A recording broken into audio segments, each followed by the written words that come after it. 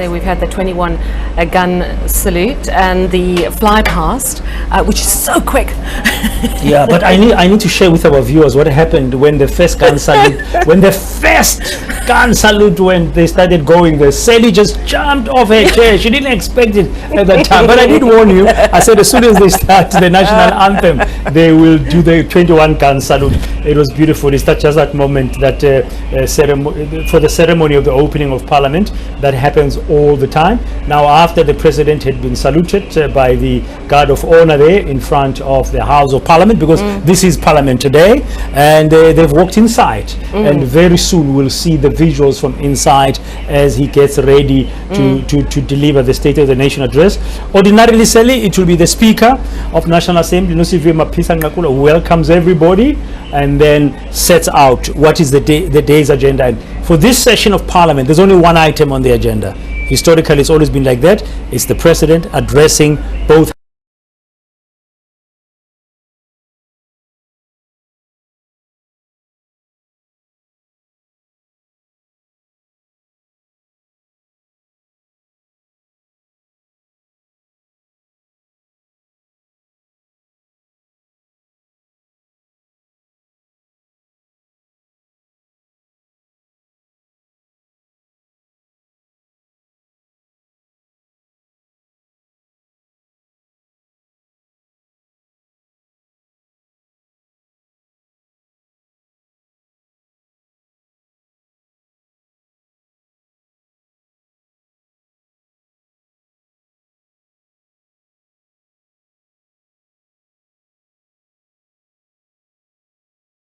What you are poverty 350? What you are poverty 315?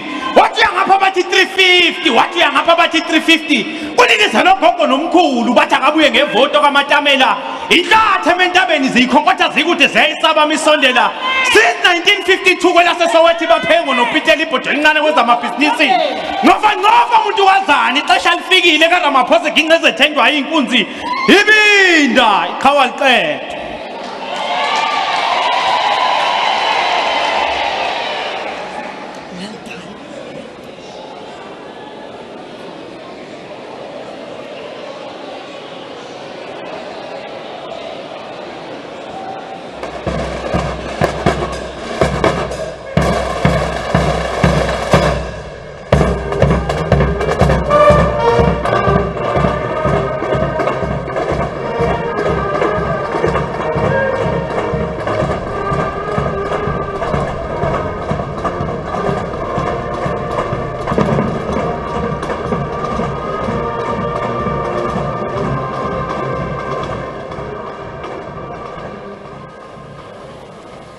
There will now be an opportunity for silent prayer or meditation.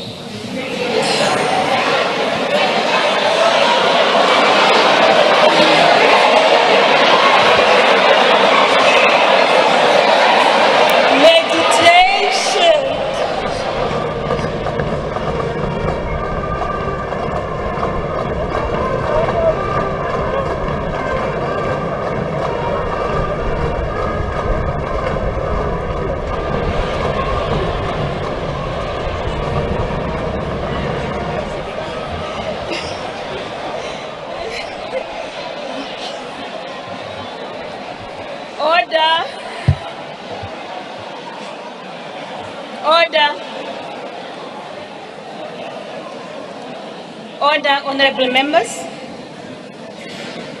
Honorable members, the President has called this joint sitting of the National Assembly and the National Council of Provinces in terms of Section 84(2)(d) of the Constitution of the Republic of South Africa, with Joint Rule 71A, in order to deliver his State of the Nation address to Parliament. So, honorable members, before I invite the Honorable President to address this joint sitting, I wish to remind all of us of Chapter 2 of the Joint Rules of Parliament, specifically Parts 1 and 2, which deal with order in joint sittings and the rules of debate. In this regard, I wish to highlight the following, honorable members. Rule 13 provides that an assembly or council member other than the officer presiding at a joint sitting may not speak at the sitting unless invited to do so by the presiding officer, or without having obtained the permission of the Speaker and the chairperson of the Council of Provinces before the meeting. Rule 14, honorable members, states that if the presiding officer is of the opinion that a member is deliberately contravening a provision of these rules, or that a member is in contempt of or in disregarding the authority of the chair, or that a member's conduct is grossly disorderly, he or she may order the member to withdraw immediately from the chamber for the remainder of the sitting. Rule 14.0 states that no member shall refer to any other member by his or her first name or names only. Rule 14.p states that no member shall use offensive or unbecoming language. Lastly, a point of order is only allowed if it calls its attention to the transgression of a joint rule or an accepted parliamentary practice or privilege. Spurious points of order are out of order. As members are aware, the rules are there to protect the dignity and the decorum of the House and to ensure that business before the Houses of Parliament are conducted in an orderly manner. I now call on the Honorable the President to address the joint sitting.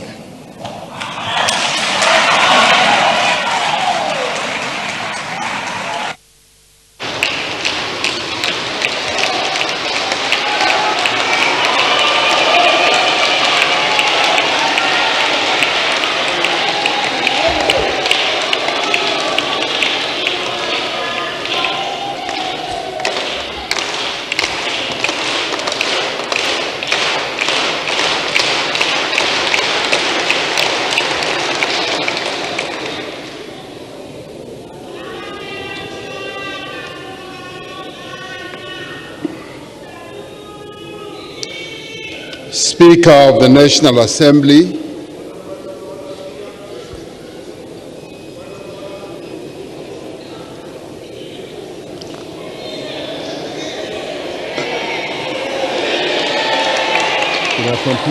Thank you, Honorable President. Honorable Malema, what is the point of order?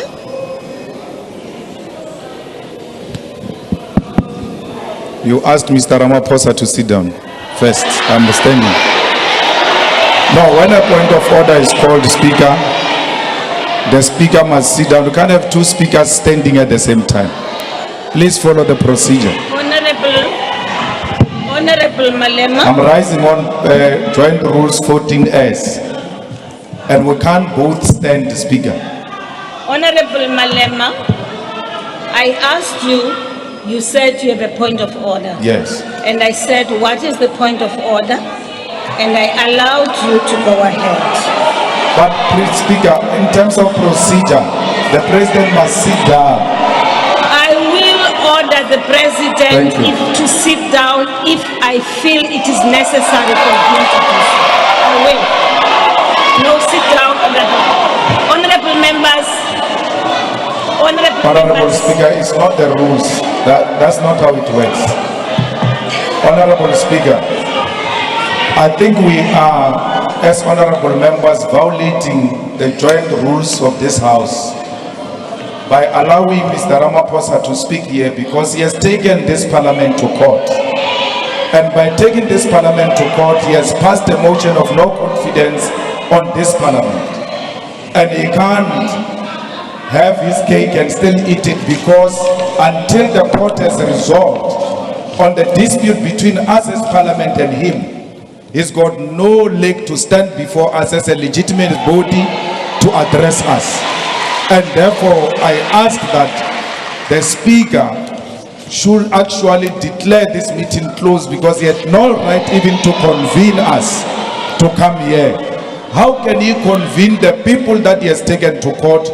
And in that court, Speaker, you are the first respondent. Effectively, he has taken you to court. And that if he wins this case, it means that this body has acted unlawfully against him. We have a matter with him before court, and the right thing to do will be that we should allow the court to make a ruling before we can interface in the manner we're doing, because the president has declared a motion of no confidence against his own parliament. Happened. Thank you. President Mbeki can confirm that since 1994 we have seen this mess with what is before us now. Thank you very much. Thank you very much, Honorable Malema. Honorable Malema, when I opened this session, I said this session is convened in terms of the Constitution of the Republic of South Africa, read together with Rule 7. This has been called in order to discuss one item, in fact, not a discussion, for the President to provide us with his program of action of government, and therefore he will be allowed to proceed and deliver state address. This session has not been convened to discuss any other matter other than the one which I have just stipulated. Allow us, Honorable Malema, to allow the President to present his State of the Nation address. Thank you. Yes, Honorable Malema. I also would not want us to have a dialogue, Honorable members. Yes. With due respect, Honorable Speaker, you cannot say that this event is called only to perform item only. If that is the joint rules were not going to allow the point of orders. Knew that there must be a necessity, even when we are convened in this manner, for members to raise issues that are damaging the. And I've raised that matter, and I would like you. We are here to listen to one item only. The rule, as if we are only.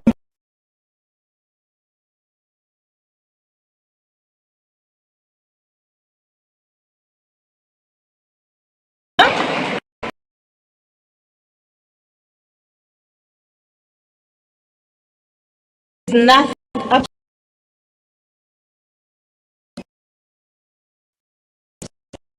In terms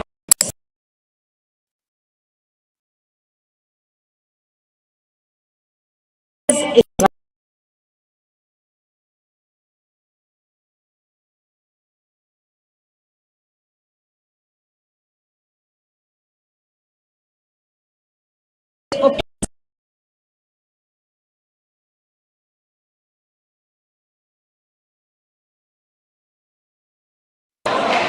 Mr.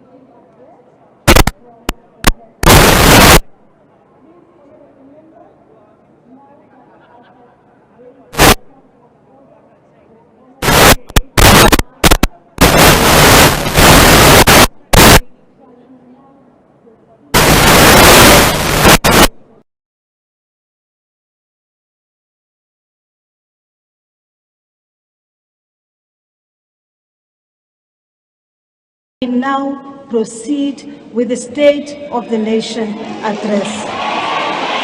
Zungula. Mr. President, my sincere apologies. I'm told there's a point of order from Mr. Zungula. Honorable Zungula. Speaker, Yes. I want to call upon you. Thing that you did, Speaker, is to anticipate what will happen in the House by reading rules of Parliament. And that is in violation of Rule 90 in terms of the rules. The second point of order, Speaker, is that you are disrupting speakers when they are addressing you. Honorable Zungula. And Speaker, Honorable Zungula, you are please violating take your seat. Rule 66. Please and I'm take your addressing seat, you. Honorable Zungula. You are violating the Honorable rules. Yes, I'm speaking to Zungula, will you because you are please interrupting me. take your seat? I'm not done, Speaker. Honorable Zungula, I'm not done. take Speaker, your seat. I'm a member of Parliament. I've got Honorable the right to Zungula, raise a point of order. I am calling you for the third time. Honorable Speaker, I am Zungula. raising a point of order. Honorable I'm raising a Zungula. point of order. Honorable Zungula. Honorable Zungula, I have called you out thrice now. And I am now, no, hold on. Honorable Zungula, I read these rules deliberately and I stated that 14G allows that if the presiding officer is of the view, right, or that a member is deliberately contravening a provision, and that's exactly what you have just done. I request you to leave the House. I do. I request you, Honorable Zungula, to leave the House. Honorable Zungula, I request you to leave the House.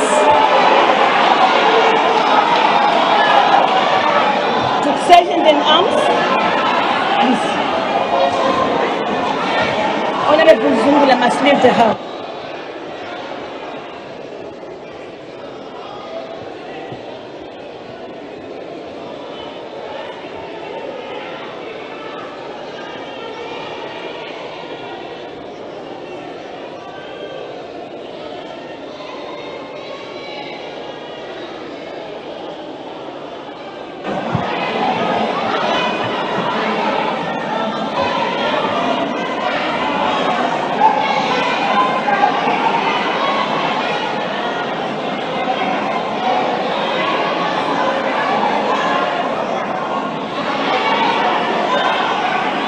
Thank you very much. Honorable members, Sergeant in Arms, will you please call in the Parliamentary Protection Services to remove Honorable Zungula?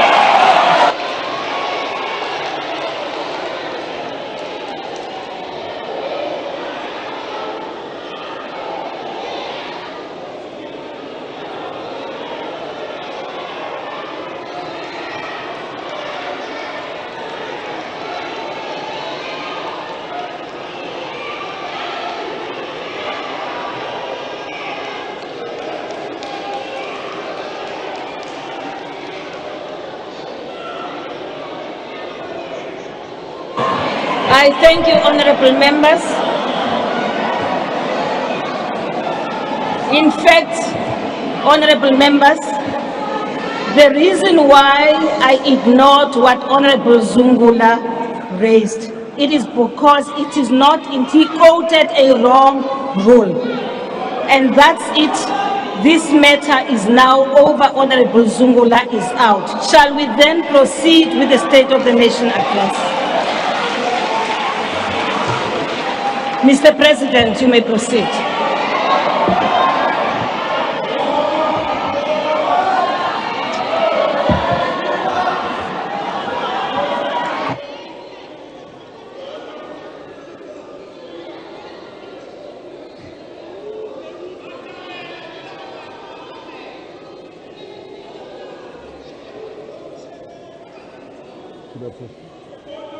You may proceed. Honorable members, May I just point out that the reason why I've removed Honorable Zungula is not about quoting a wrong rule, but that he defied my instruction. It has come to an end now, honorable members. Honorable Zungula defied my instruction. Will you please lower your hands? We are now proceeding with the business of the day. Mr. President, you may proceed. Thank you, Order, Honorable Speaker. members. Honorable members, I'm not going to allow it.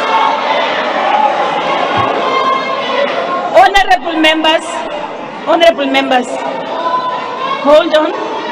Mr. President, my apologies. Honorable members, I do want to say that I will not entertain spurious points of order. I will not entertain spurious points of order. Now, honorable members, we are not going to waste time on points of order. I am addressing you, honorable men. Just keep quiet until I finish, because I will give you the opportunity to speak. Right? Don't do that. Don't do that. No, don't. Honorable whoever.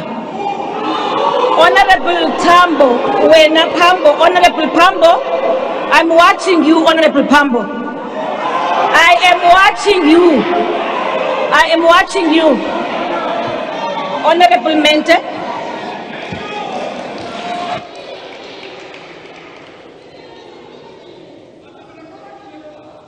Honorable ICT. Thank you. Thank you. Masibulele mama, bulele kakhulu. Sizawukhumbula ubana ngo-2021 sabizwa ngupresident kule house esibizela izinga le-GBV eliphezulu. Emva koko wacela i-South Africans ubana ngaba zimncedise ukulwa izinga le-GBV and femicide. Kodwa ephalaphala uthathe umfazi. Honorable member, bahlukumeza amapolisa phansi kwakhe. Honorable member, wait. On what point are you rising? On a point of order 14S. Point of order 14S? Point of order and 14S of the rules. 14L and 14S of the rules. 14 of joint rules. Will you please go through that, honorable member? I don't have the book with me. Honorable it allows me to address you. Honorable member, the issue you are raising has nothing to do with what we are doing right now, with the business of the house. Mama, 14S, when a point of order is raised, the member called to order shall resume his or her seat. Therefore, I'm calling a point of order. Everyone else must listen. And ngenhlonipho mama, ungangeni emlonyeni. Ngenhlonipho. Honorable member. So mama, the point of order you are raising has nothing to do with the violation of the rules which we are working on. Of the joint rules. It has everything to do. You are engaging in a debate. Mama, if you mamele, this is a debate. If you mamele, uzayiva lento ngizayithetha. Awukhange undinike nethuba loba nditsho uba ndifuna uthini. Honorable member. Okay. Now, umongameli endlini yakhe ngexesha lento yephalaphala. No, honorable member, you are out of order. You are out of order.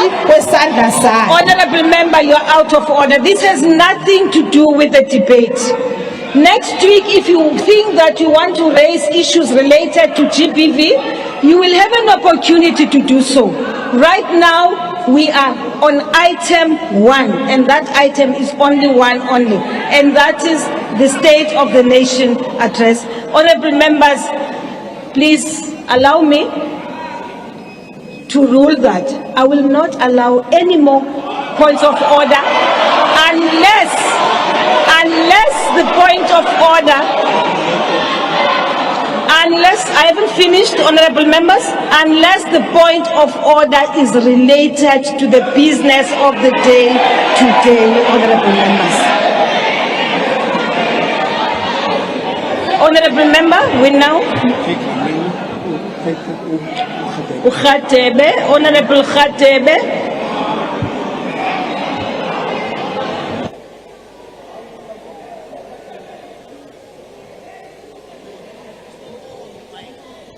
I've given you an opportunity. Thank you, Honorable Speaker. I'm rising on the fact that you have already made a ruling. You have already made a ruling that you are not going to take any point of order anymore.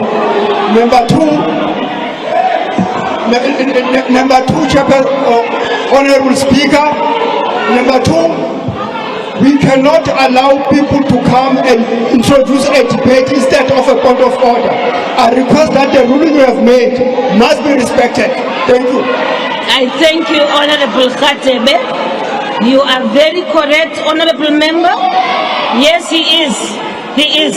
I ruled that, Honorable Members, that we are now, in fact, I think we are now done. I've given an opportunity to honorable members to raise their issues, and none of what you are raising is related to what we are about here today. Honorable Dlamini, please, we want now to proceed.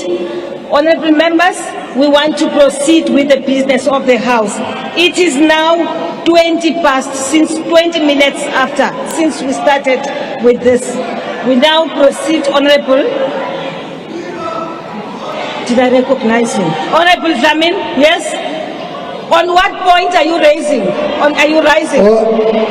I'm rising on Rule 14U. Which 14U. 14U? I hope you must speak as a woman. There must be That's all. I read it to you. That's all. Yes. So all the people I pass up in Yes. You don't Yes. speaker. Yes. As was seated here. How much more is the country must allow such incompetence to come and address us? This man who sits here, Mr. Honorable Member, point of order. Point of order, withdraw that. 1 billion has not given those people. Withdraw what you have done. This is not, don't say this man, it's an honorable member. It is an honorable member. Honorable Mr. Ramaphosa. Number two, Yes, Honorable Dlamini. Yes, Speaker. Honorable Dlamini. Yes, Speaker. Shall we please respect one another No problem. and maintain the decorum of the House? Honorable Dlamini, this is the President of the Republic of South Africa. That's number one. Number two, Honorable Member, I'm talking now. No problem. Honorable Dlamini, will you please now take your seat? But I'm not speaking. Thank you, Honorable Dlamini. Dlamini, please, Honorable Member, please take your seat. Uzawuphuma ke ngoku. Thank you, Mr. President. Mr. President, proceed. I see the game which you are playing, honorable members. And I will not allow you to proceed with it. This business of SONA will continue. I will not allow you to, Honorable Mawutwe, I'm addressing you, please stop that. Lower your hand. Thank you very much, honorable members. Please, let us respect one another. Thank you. Honorable the President. There is no point of order now. Is no point. I've given you adequate time and you are not raising issues relevant to what we are discussing here today.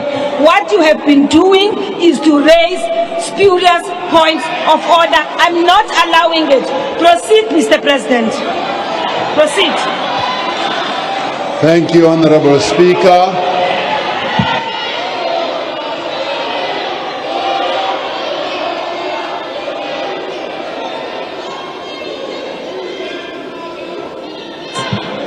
I'm not allowing any more points of order.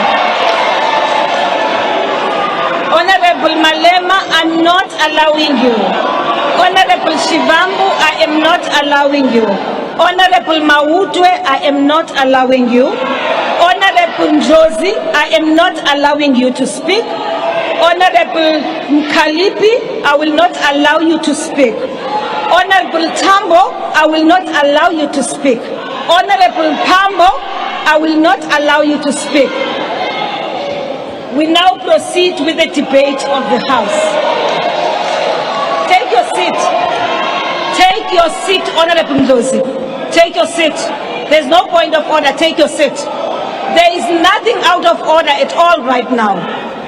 There is absolutely nothing out of order right now. We proceed with the business of the House. You may continue, Mr. President.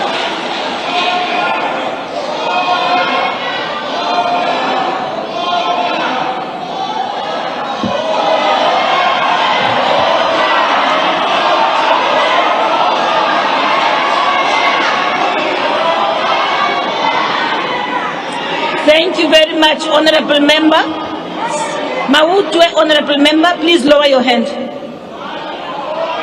Honorable Members, I don't want to find ourselves in a space where we have to enforce the rules.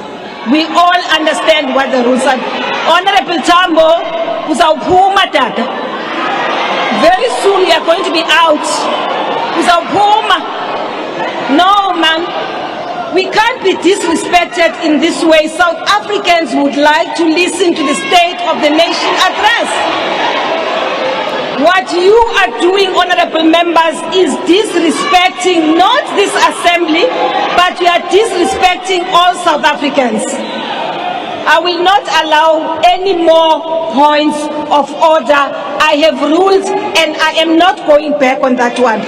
If you do not want honorable members to be part of this session, if you don't want to be part of the session, if you don't want to listen to Sona, please, you may simply walk out and wait for us outside. That's it.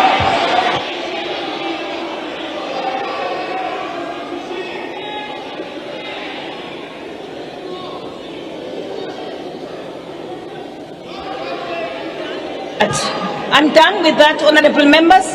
I've come to a conclusion that what you all are raising has absolutely nothing to do with what we are about here today.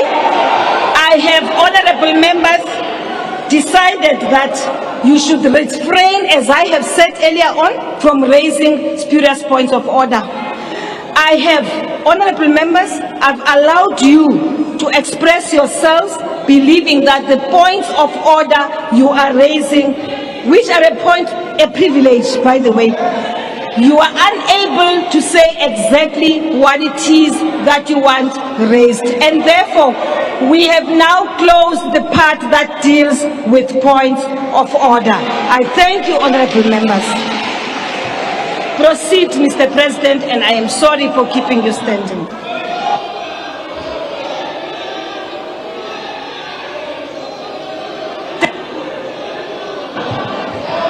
Proceed, Mr. President. Thank you. Speaker of the National Assembly, Ms. Nosiviwe Mapisa Makula, Chairperson of the National Council of Provinces, Mr. Amos Masondo,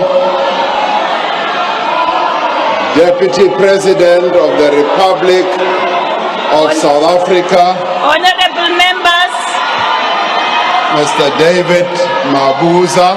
I'm sorry, Mr. President. Take your seats, Mr. President. Honorable members,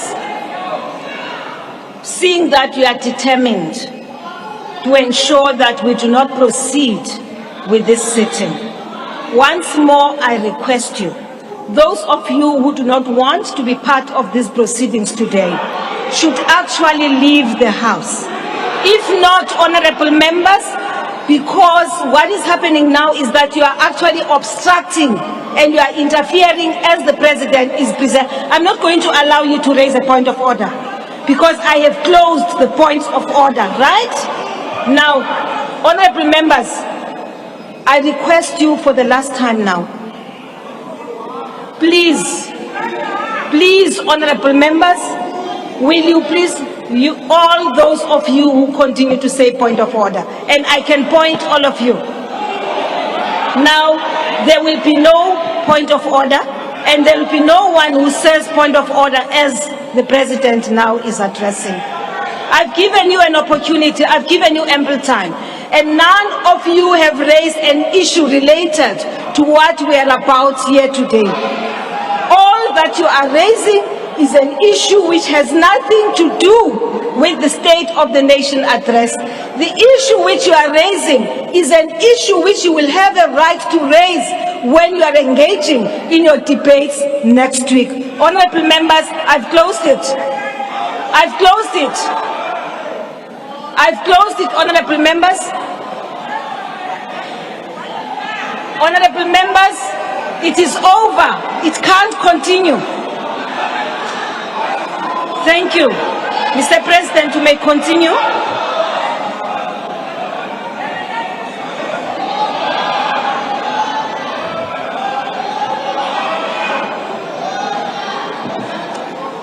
Thank you, Honorable Speaker. The Executive Mayor of the City of Cape Town, Mr. Gordon Hill Lewis, our former President, President Thabo Mbeki, former Deputy President, Ms. Baleka Mbete, President of the Pan-African Parliament, the Right Honorable Chief Fortune Charumbira. Honorable members, I now give a notice and I'm going to call you one by one. And Sergeant in Arms, you will help me to remove or usher out people who do not want to be part of the debate. That is where we are now.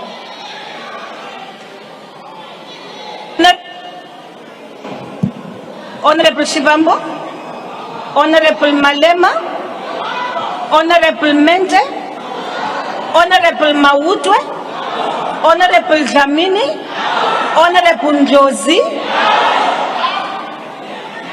I don't need to be assisted to chair, please. Let me deal with my mess right now. It's mine. Leave me to deal with it. Honorables, the ones I've just called now, you can leave the house.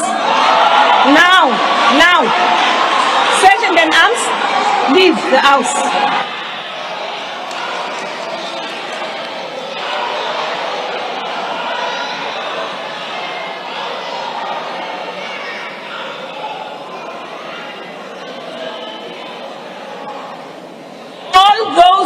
Whose names I've called out must leave the house.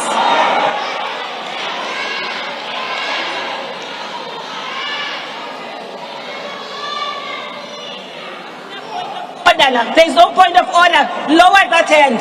There's no point of order. And stop screaming at us. Lower that hand. Orupume. What's the name of the person?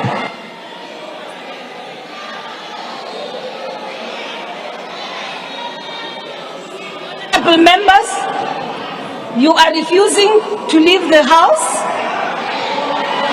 Thank you.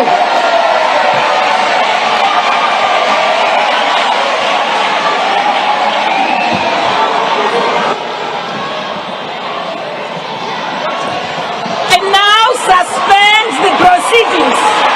I now suspend the proceedings.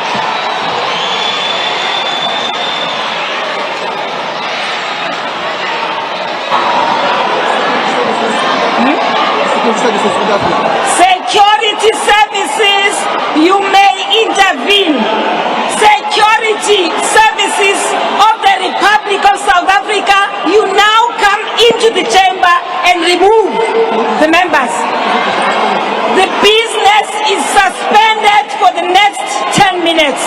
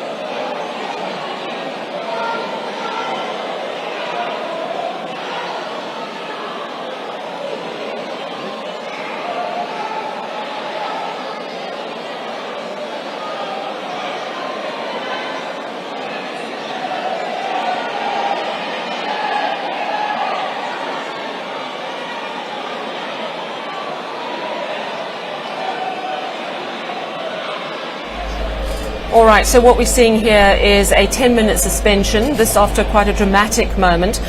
EFF doing what we know them to do quite well, Dan, which of course is raise points of order. And you could see the speaker tried to preempt that by reading out the rules. Yeah, I think a couple of things we should remind our viewers as we're watching these live visuals from inside the Parliamentary House. And the zone is temporarily suspended.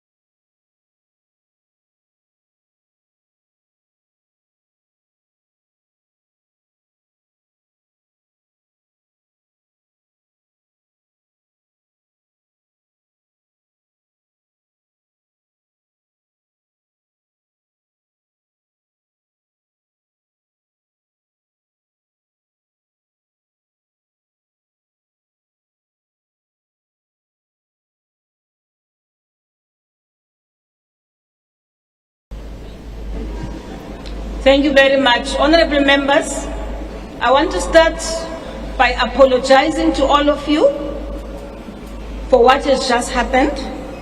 I also want to apologize to the South African nation which is watching the proceedings. I do want to thank the speed with which the PPS and the security of police came in and dealt with the issues. The issue is now we will proceed with the business of the House. Honorable members, it was not our intention to continue in the manner in which we have done. But honorable members, we've had to suspend the House because there was disorder. Thank you very much, honorable members. Honorable leader of the opposition party. Madam Speaker, Madam Speaker, I don't intend to delay the proceedings any more than they have already, but it is an important point of parliamentary privilege. Prior to you issuing an instruction for the security services to enter the chamber, they had already entered the chamber, armed with firearms, and this matter has already been the subject of litigation in the High Court of South Africa, which ruled that it was not permissible for members of the armed services to enter the Chamber of Parliament without your express permission.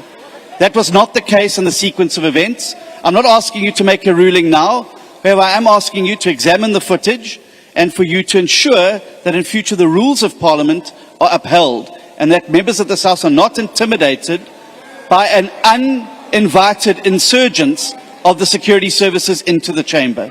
Thank you. No, honorable member,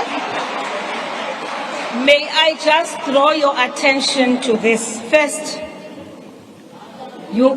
I don't know, I will have to watch the footage, but what I do know is that the honorable members who I had called out and requested to leave the chamber had not been invited to climb the stage where the president was sitting.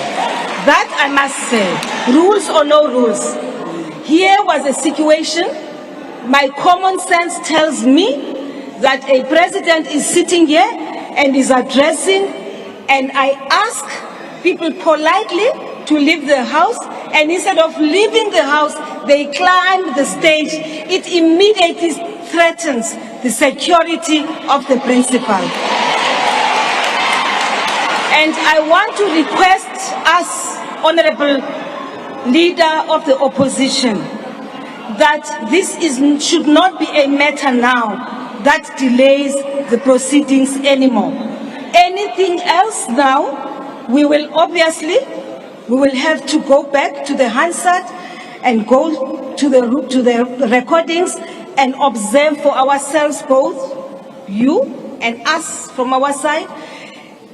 Being removed from the House can never allow you and give you the right to run to the stage where a principal is sitting. And I think that's the only reason. And please allow me, Honorable Steenhuisen, that I do not give you an opportunity to speak. Let us close this matter. This matter must be closed.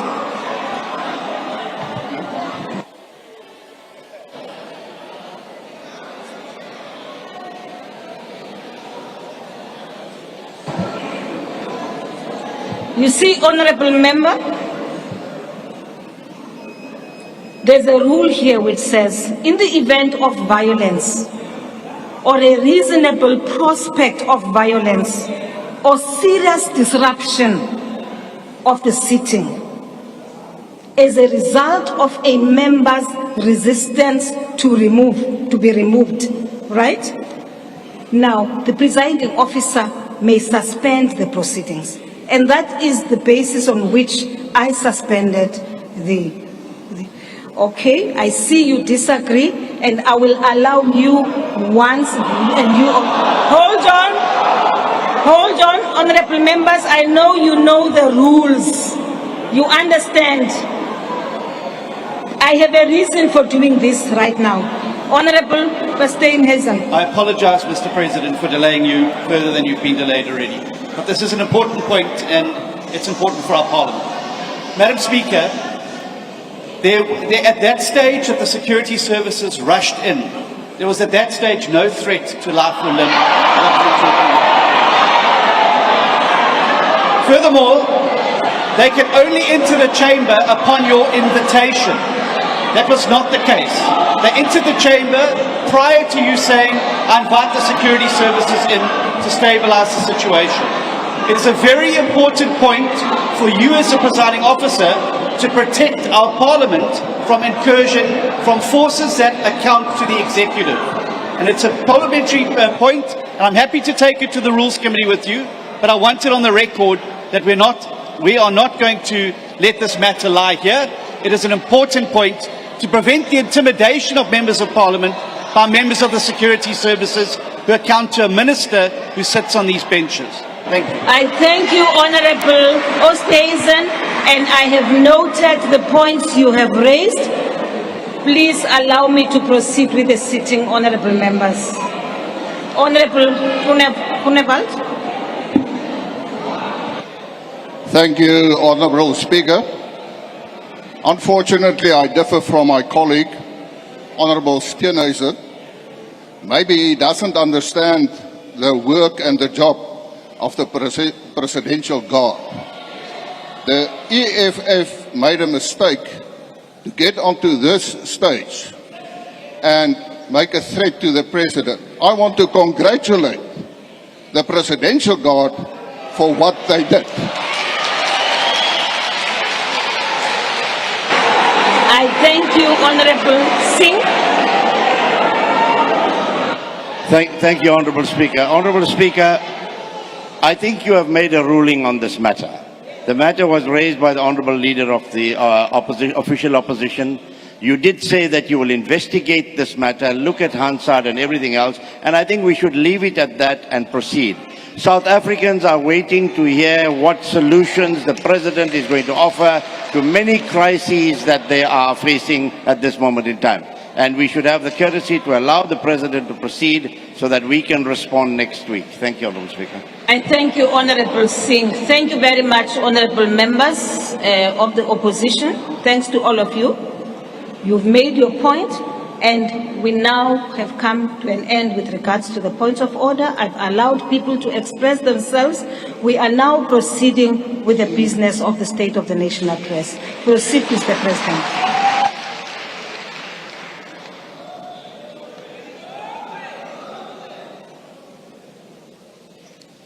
Speaker of the National Assembly, I greet you once more, as well as the Chairperson of the National Council of Provinces, Mr. Amos Masondo.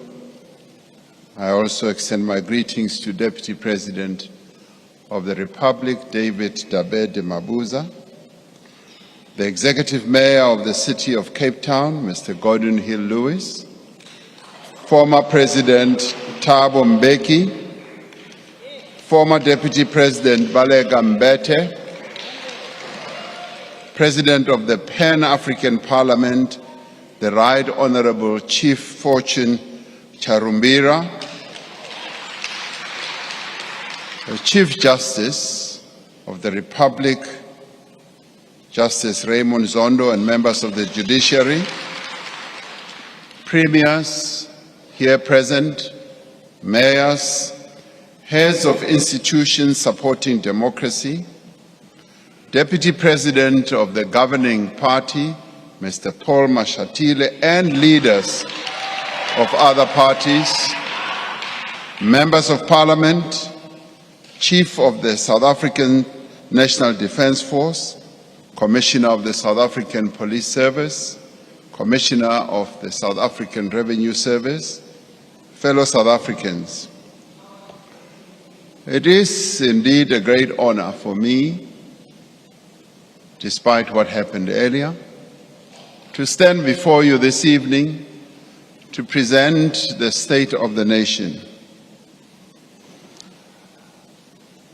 The moment of the State of the Nation endears us to ask ourselves a number of questions, but the one I want to focus on today is what defines us as a nation.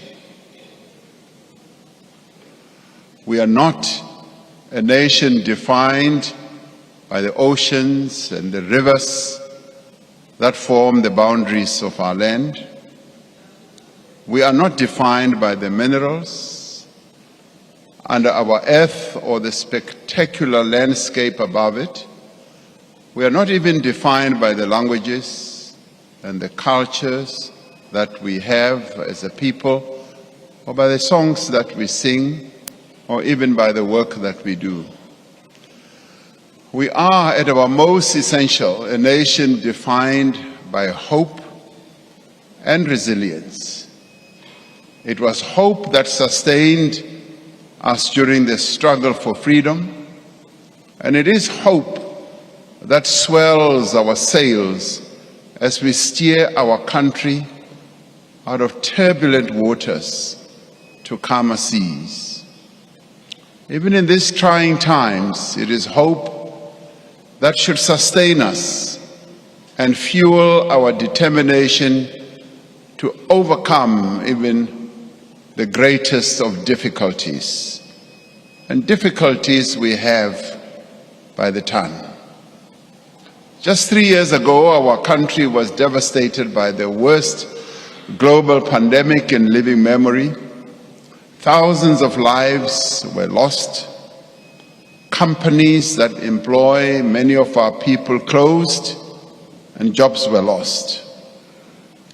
COVID-19 did not browbeat us into submission or disillusionment. Working together, we overcame that crisis, and we have started to recover. And it is important for us to pause for a moment and look back whence we have come, that we have recovered, much as a number of families, more than 100,000 or so, have lost their loved ones. But it is during this period, as we look back and as we look at what has been unfolding, that we need to say there are certain things that are happening in our country that we need to take note of. Today, our economy is larger than it was before the pandemic. Between the third quarters of 2021 and 2022, around 1.5 million new jobs were created in our economy. That's something to note.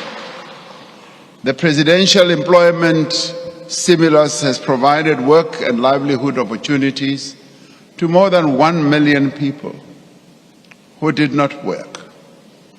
Last year, our matriculants, and something that we need to be proud of, defied the effects of the pandemic to achieve a pass rate of 80%, and we ought to congratulate them for that achievement. And we see this spirit of resilience and determination and achievement in our artists, in our musicians, actors, authors, sportsmen and women who are making waves here at home and on the continent and beyond our shores. Banyana Banyana made us proud when they won the Women's African Cup of Nations to become the African champions. Zakes Bantwini, Nomngebo Zikode and Wouter Kellerman just recently made our country proud at the Grammy Awards for their collaboration in the song Bayeti. What we have achieved as a nation over the past year, despite our challenges, should remind us that the promise of South Africa is alive. The progress we have seen should give us courage as we look and as we must look to a better future. And yet, I address you this evening, fellow South Africans, in your homes across the country, and many people are suffering. Many of our people are worried. Many are uncertain, and many are without hope. But of this I am certain, whatever the difficulties of the moment, whatever the crises that we face, we will rise to meet them together, and together we will overcome the difficulties. This we will be able to do if we work together, and more importantly, if we leave no one behind. We gather here at a time of crisis. Our country has, for many months, endured a debilitating electricity shortage that has caused immense damage to our economy and to the livelihoods of our people.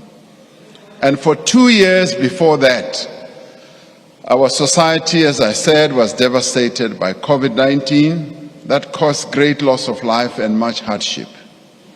The pandemic worsened the situation of deep unemployment as we lost more than 2 million jobs. The pandemic negatively affected livelihoods and increased poverty. In July, in 2021, we experienced the worst public violence and destruction in the history of our democracy, costing over 300 lives. Last year, parts of the Eastern Cape, KwaZulu-Natal and Northwest were struck by catastrophic flooding that caused extensive loss of life and also destruction of homes and destruction of infrastructure.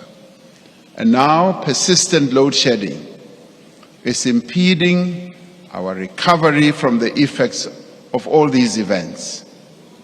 We know that without a reliable supply of electricity, businesses cannot grow, assembly lines cannot run, crops cannot be irrigated, and basic services are interrupted. Load shedding means that households and our supermarkets and shops are unable to keep food fresh. Water supply is often disrupted.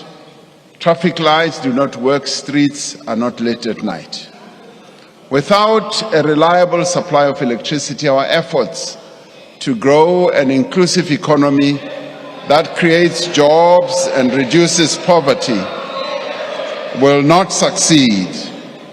Therefore, as we outline our agenda for the year ahead, our most immediate task is to dramatically reduce the severity of load shedding in the coming months and ultimately to end load shedding altogether. Now, under these conditions, we cannot proceed as we usually would. The people of South Africa want action, they want solutions, and they want government to work for them. They simply want to know when a problem like load shedding will be brought to an end. We are therefore focused on those actions that will make a meaningful difference now and will enable real progress within the next year, and that we lay a foundation for a sustained recovery into the future. We are not presenting a new plan, nor are we outlining here the full program of government. Rather, we are concentrating on those issues that concern South Africans the most: load shedding, unemployment, poverty and rising cost of living, crime and corruption. I must say, honorable members, there are no easy solutions to any of these challenges. Yet we have the strength, the means and the wherewithal, yes, to overcome them. If we work together and act boldly and decisively, leaving no one behind, we will be able to resolve our challenges. This State of the Nation address is about seeing hope where there is despair. It is about showing a way out of these crises. This evening we will give an account of a number of areas where progress in implementing the commitments we made in last year's State of the Nation address has been made. And there are others where progress has not been made. And we will be quite candid about that. Over the course of the last year, we have laid a firm foundation based on the commitments that we made for faster growth through our investment drive. The economic reforms that we have embarked upon, public employment programs, and an expanding infrastructure program. What is clear from our experience of the last few years, indeed from our history as a democracy, is that we are not a people easily resigned to our fate. When we faced the greatest challenge of apartheid, we did not submit to the oppression that the apartheid regime imposed on our people. We stood firm and engaged in a struggle, hopeful that our cause would triumph, and it did. Against all odds, we were able to succeed. We can and we will change the circumstances in which we find ourselves today. We are both able and determined to overcome the difficulties that we face and place our economy on a firm path of recovery. Our most immediate priority is to restore energy security. We are in the grip of a profound energy crisis, the seeds of which were planted many years ago. We cannot undo the mistakes that were made in the past, the capacity that was not built, the damage that was done to our power plants due to a lack of maintenance, and the effects of state capture on our institutions. What we can do is to fix the problem today, to keep the lights on tomorrow and for generations to come. In July last year, I announced a clear action plan to address the energy crisis. This was to address the electricity shortfall of 4,000 to 6,000 megawatts. The plan outlined 5 key interventions. First, to fix Eskom's coal-fired power stations and improve the availability of existing supply. Second, to enable and also to accelerate investment in generation capacity. Thirdly, to accelerate procurement of new capacity from renewables, gas and battery storage. And fourth, to unleash businesses and households to invest in rooftop solar. The fifth one, fundamentally, to transform the electricity sector to achieve long-term energy security. Now, many experts agree that this plan is the most realistic route to end load shedding. Now, during the last 6 months, we have made important progress in the implementation of this plan.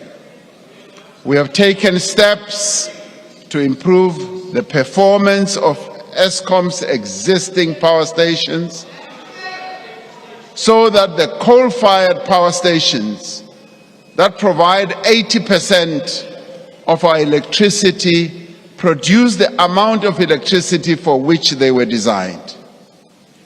Under its new board, Eskom is deploying people and resources to improve the reliability of the 6 power stations that have contributed most to load shedding.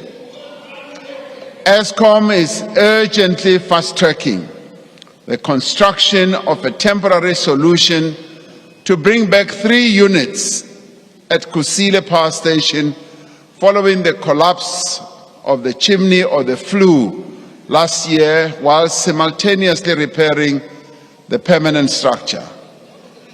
We are rebuilding the skills that have been lost over time.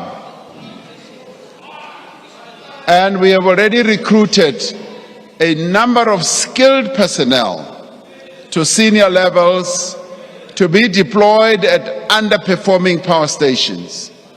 And this is where South Africans have come to the fore, voluntarily and offering their services. And it has just been amazing the way South Africans have rallied together to say this is our common problem and we must work together to resolve it, and not stand on rooftops and just criticize, but find ways of resolving these problems. The Engineering Council of South Africa has offered to give as much assistance as required by deploying engineers to work with the management teams at power stations. We have deep skills and expertise right here in South Africa. We just need to use them. National Treasury is finalizing a solution to address Eskom's 400 billion rand debt burden. And they are doing so in a manner that is equitable and fair to all stakeholders, which will enable the utility to make the necessary investments in maintenance as well as transmission. Government will support Eskom to secure additional funding to continue purchasing diesel for the rest of the financial year. This should reduce the severity of load shedding, as Eskom will be able to use its diesel run plants when the system is under strain. Eskom has launched a program to buy excess power from private generators and has already secured some 300 megawatts, also from neighboring countries around us. The South African Police Service has established a dedicated team with senior leadership to deal with the pervasive corruption and theft at several power stations that has contributed to the poor performance of a number of these stations. An intelligence-driven operation at Eskom-related sites has also so far resulted in the arrest of a number of people and we are counting 43 and going upwards. As part of the broader reform process, the restructuring of Eskom that we previously announced and spoke about here in this Parliament is proceeding, and the National Transmission Company will soon be operational with an independent board. Later this year, we will table the Electricity Regulation Amendment Bill to this Parliament to transform the energy sector and establish a competitive electricity market like what is done in other countries. As indicated in July last year, and with a view to addressing load shedding crisis, we are going to proceed with the rollout of rooftop solar panels. In his budget speech, the Minister of Finance will outline how households will be assisted and how businesses will be able to benefit from a tax incentive. And National Treasury is working on adjustments to the Bounce Back Loan Scheme to help small businesses to invest in solar equipment and to allow banks and development finance institutions to borrow directly from the scheme to facilitate the leasing of solar panels to their customers. One of the potent reforms we have embarked upon is to allow private developers to generate electricity. There are now more than 100 projects which are expected to provide over 9,000 megawatts of new capacity over time. A number of companies that have participated in the renewable energy program will soon enter construction and will deliver a total of 2,800 megawatts of new capacity. And Eskom will procure emergency power that can be deployed within 6 months to close the immediate gap. We are investing in new transmission lines and substations, especially in areas such as the Eastern Cape, Northern Cape, and Western Cape. All of these measures will result in a massive increase in power to the grid over the next 12 to 18 months and also beyond. Now, this power will be in line with our diverse mix of energy sources, including our current coal-fired power stations, solar, wind, gas, nuclear, hydro, and battery storage. To fully implement this plan, we need a central coordination, and we also need to take decisive action. Some of the processes have been held up by regulations, have been held up by various processes that are embedded in the architecture that we have regarding energy. In a time of crisis, we need a single point of command and a single line of march. Just as we address the cause of the crisis, we also need to address its impact. Now, the crisis has progressively evolved to affect every part of society. We must act to lessen the impact of the crisis on farmers, on small businesses, on our water infrastructure, on our transport network, and a number of other areas and facilities that support our people's lives. Now, in considering all these matters and the crisis that we are in, the National Disaster Management Center has consequently classified the energy crisis and its impact as a disaster. We are therefore declaring a national state of disaster to respond to the electricity crisis and its effect. The Minister of Cooperative Governance and Traditional Affairs has just gazetted the declaration of the state of disaster, which will begin with immediate effect. Now, what will the state of disaster enable us to do?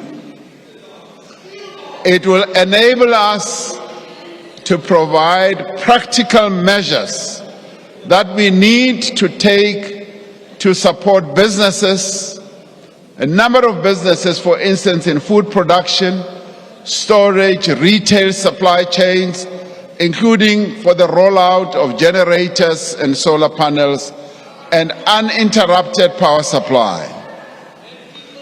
Where technically possible, it will also enable us to exempt critical infrastructure such as hospitals and water treatment plants from load shedding. And it will enable us to accelerate energy projects and limit regulatory requirements while maintaining rigorous environmental protection as well as procurement principles and technical standards. Now, the Auditor General will be brought in to ensure continuous monitoring of expenditure in order to guard against any abuses of funds needed to attend to this disaster.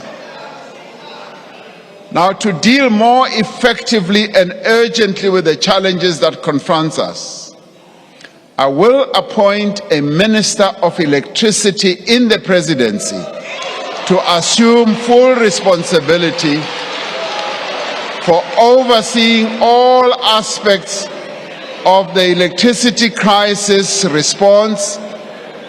You better listen, including the work of the National Energy Crisis Committee. Now, the Minister will focus full-time on the work with the ESCOM board and the management on ending load shedding and ensuring that the Energy Action Plan is implemented without delay. Now, so as to remove any confusion, the Minister of Public Enterprises will remain the shareholder representative of ESCOM and steer the restructuring of ESCOM and ensure the establishment of the transmission company, oversee the implementation of the Just Energy program, and oversee the establishment of the SOE holding company. Now, the process of restructuring government will give us an opportunity to determine the positioning of various areas of responsibility and how best the various ministries and departments can best serve our national objectives. Now, we are focusing our attention on the energy crisis right now, and we will address the restructuring of government in due course. This is necessary because an effective response to this crisis involves several different departments as well as entities that require coordination from the center of government. We will be including other social partners in an effective structure similar to the one that we set up to drive the vaccine rollout. Extraordinary circumstances do call for extraordinary measures. Now, we have cooperated extremely well with a number of role players. The energy crisis is an existential threat to our economy and to the social fabric of our country. We must therefore spare no effort, and we must allow no delay in implementing the measures that are going to enable us to address the crisis. And I'm doing this because much as we have the various regulations, the various laws, the coordination, particularly when it comes to addressing the electricity crisis, is an important instrument that I need to enable us to address this process. Hence, we will have this minister who will day and night just be focusing on this crisis that we are dealing with. As we take these actions to resolve the energy crisis, we are mindful of the risks that climate change poses to our society. Extreme weather events in the form of drought, floods, and wildfires increasingly pose a risk to the health, well-being, and safety of our people. We will continue our just transition to a low-carbon economy at a pace our country is able to keep up with, and at a pace we can afford, and in a manner that ensures energy security. We will undertake our just transition in a way that opens up the possibility of new investments, new industrialization, and that, above all, creates new jobs. The Presidential Climate Commission is guiding much of this work, and in doing so, building a new model for inclusive and collective decision-making, incorporating the individuals, workers, and communities that are most affected in the transition. Much as I'm the chairman of this commission, I'm ably assisted by Mr. Vali Musa, who used to be a minister in our government. Through the Just Energy Transition Investment Plan, 1.5 trillion rand will be invested in our economy over the next 5 years in new frontiers, new sectors of our economy such as renewable energy, green hydrogen, electric vehicles, fuel cells, and you name them. These new sectors are emerging in our economy and are emerging quite fast in the green energy and the electric vehicles. Many other countries are already moving towards manufacturing electric vehicles, and we cannot be left behind as South Africans. And as we move on, we will be able, yes, to address all these new technologies and industries, because this new period ushers in a number of opportunities. It ushers in a number of opportunities to create jobs. A number of projects are already underway, including the development of the new facility by Sasol at Boegoebaai in the Northern Cape, the Priska Power Reserve in the Free State, and the Hydrogen Valley Initiative in Limpopo and KwaZulu-Natal. The Northern Cape has already attracted well over 100 billion rand in investments in renewable energy projects. Now, these projects, no doubt, are going to create a lot of jobs. There's a lot of new investments that are happening in the Northern Cape. It has ushered in a great deal of hope amongst the people of the Northern Cape. These and other massive investments in renewable energy will create jobs and stimulate local economies, not only in the Northern Cape, but also in the Eastern Cape, the Western Cape, in Mpumalanga, turning even the most arid desert into a giant of energy source. Above all, our just transition will prioritize workers and communities in vulnerable industries to ensure that no one is left behind. Our economy needs to grow much faster if we are to meaningfully reduce unemployment. And in terms of unemployment in our country is a structural form of challenge and problem, but we need to address it.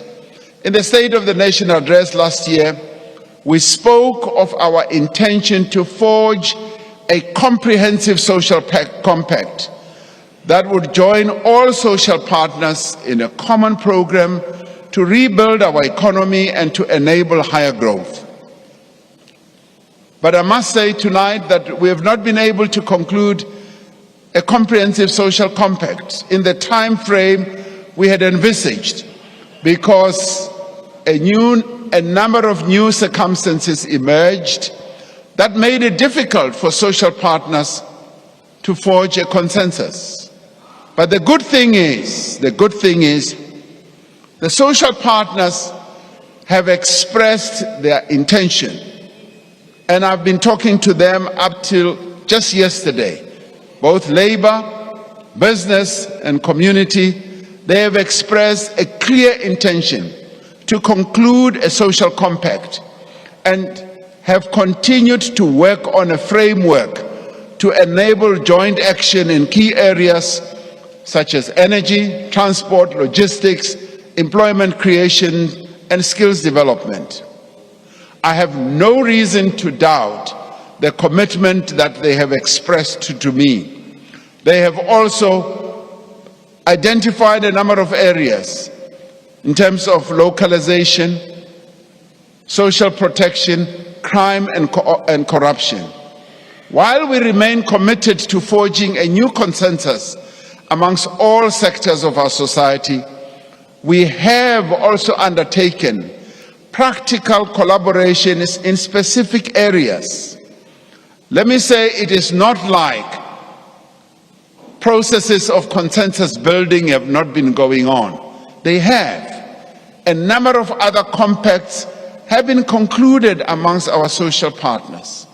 We see the commitment of all social partners in the compacts that have been forged to fight COVID-19 pandemic, undertake the largest vaccination program where we worked very closely with business and labor.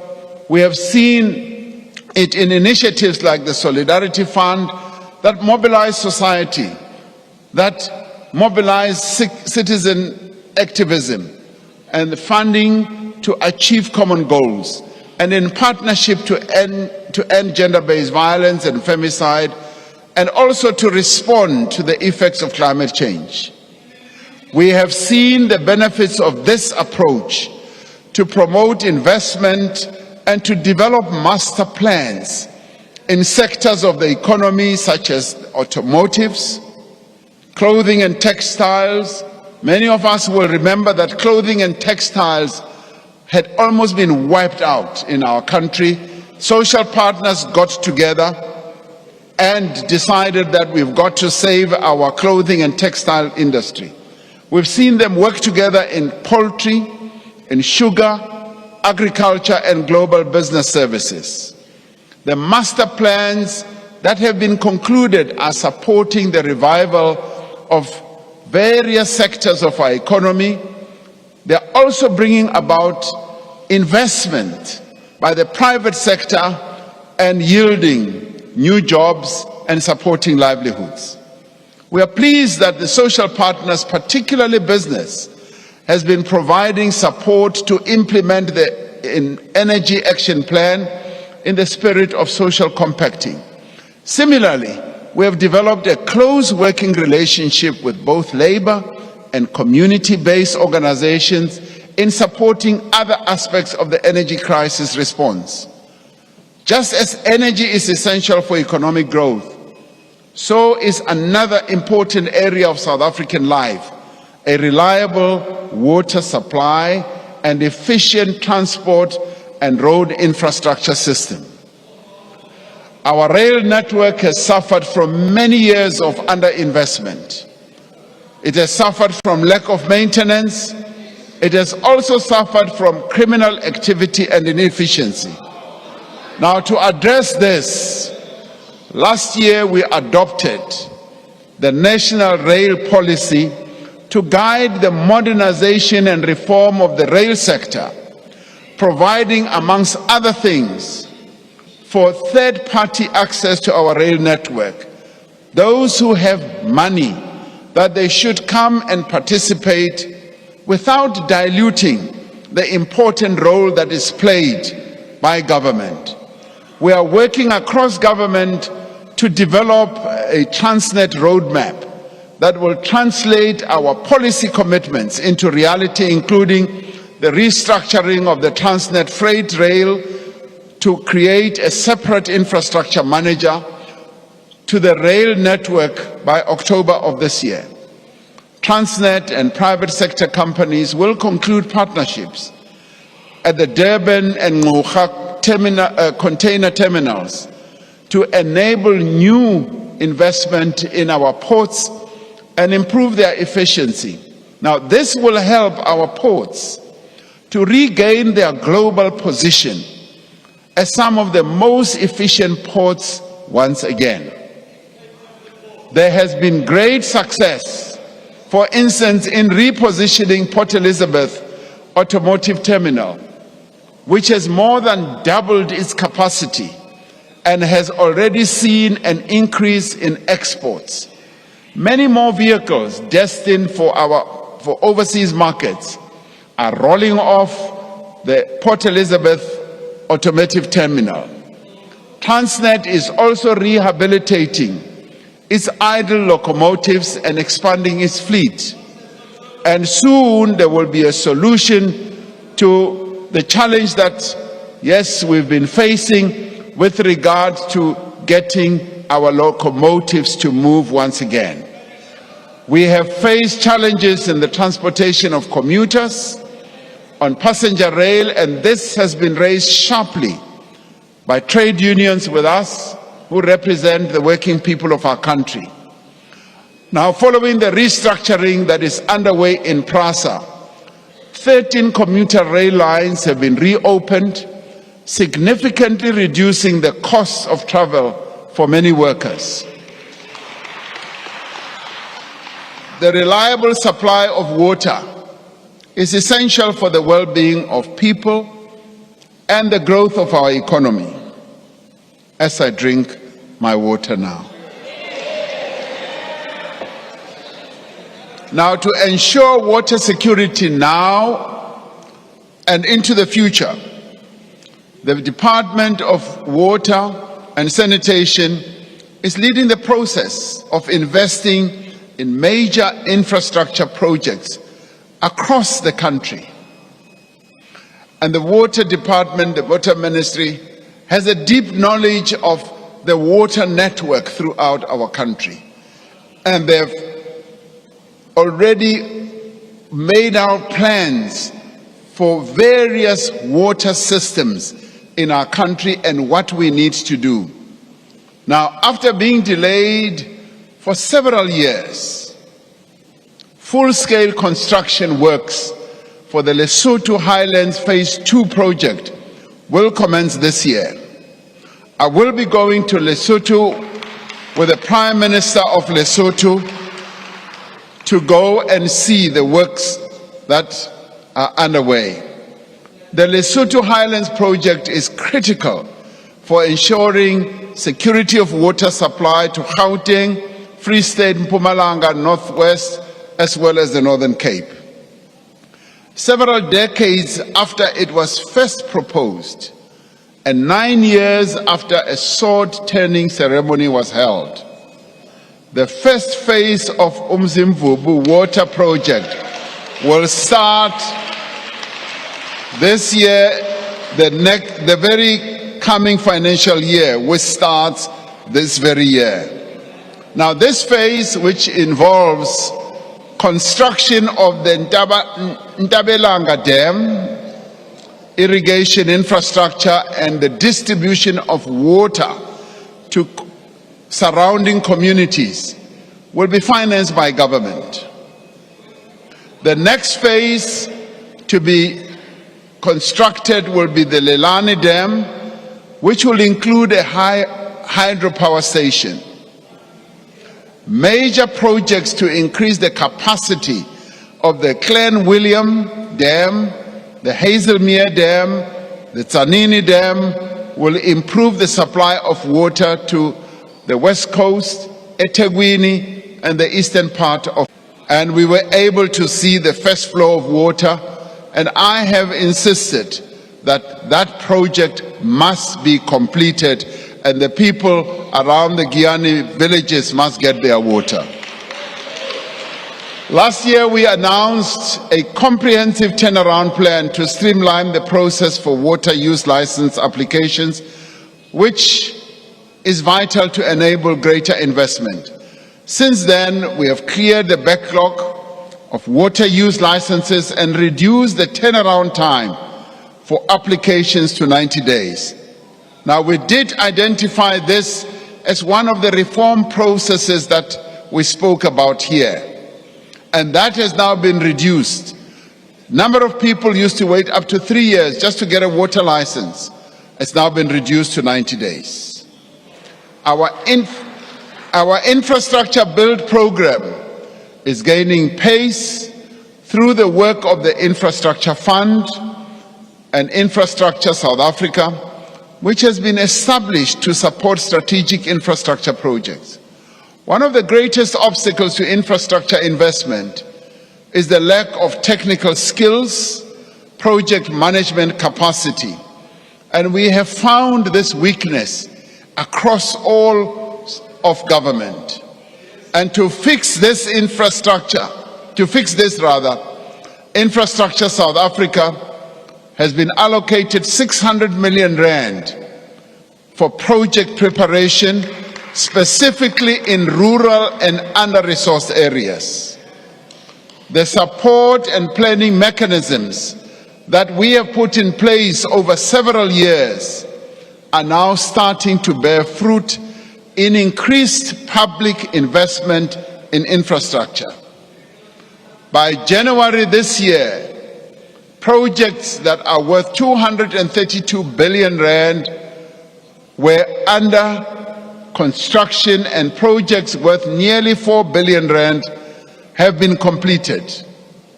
The completed projects include new human settlements in Gauteng, road upgrades, and the development of small harbors. In a major development, the South African National Roads Agency, SANRAL, has awarded road construction contracts worth 18 billion rand over the last 3 months.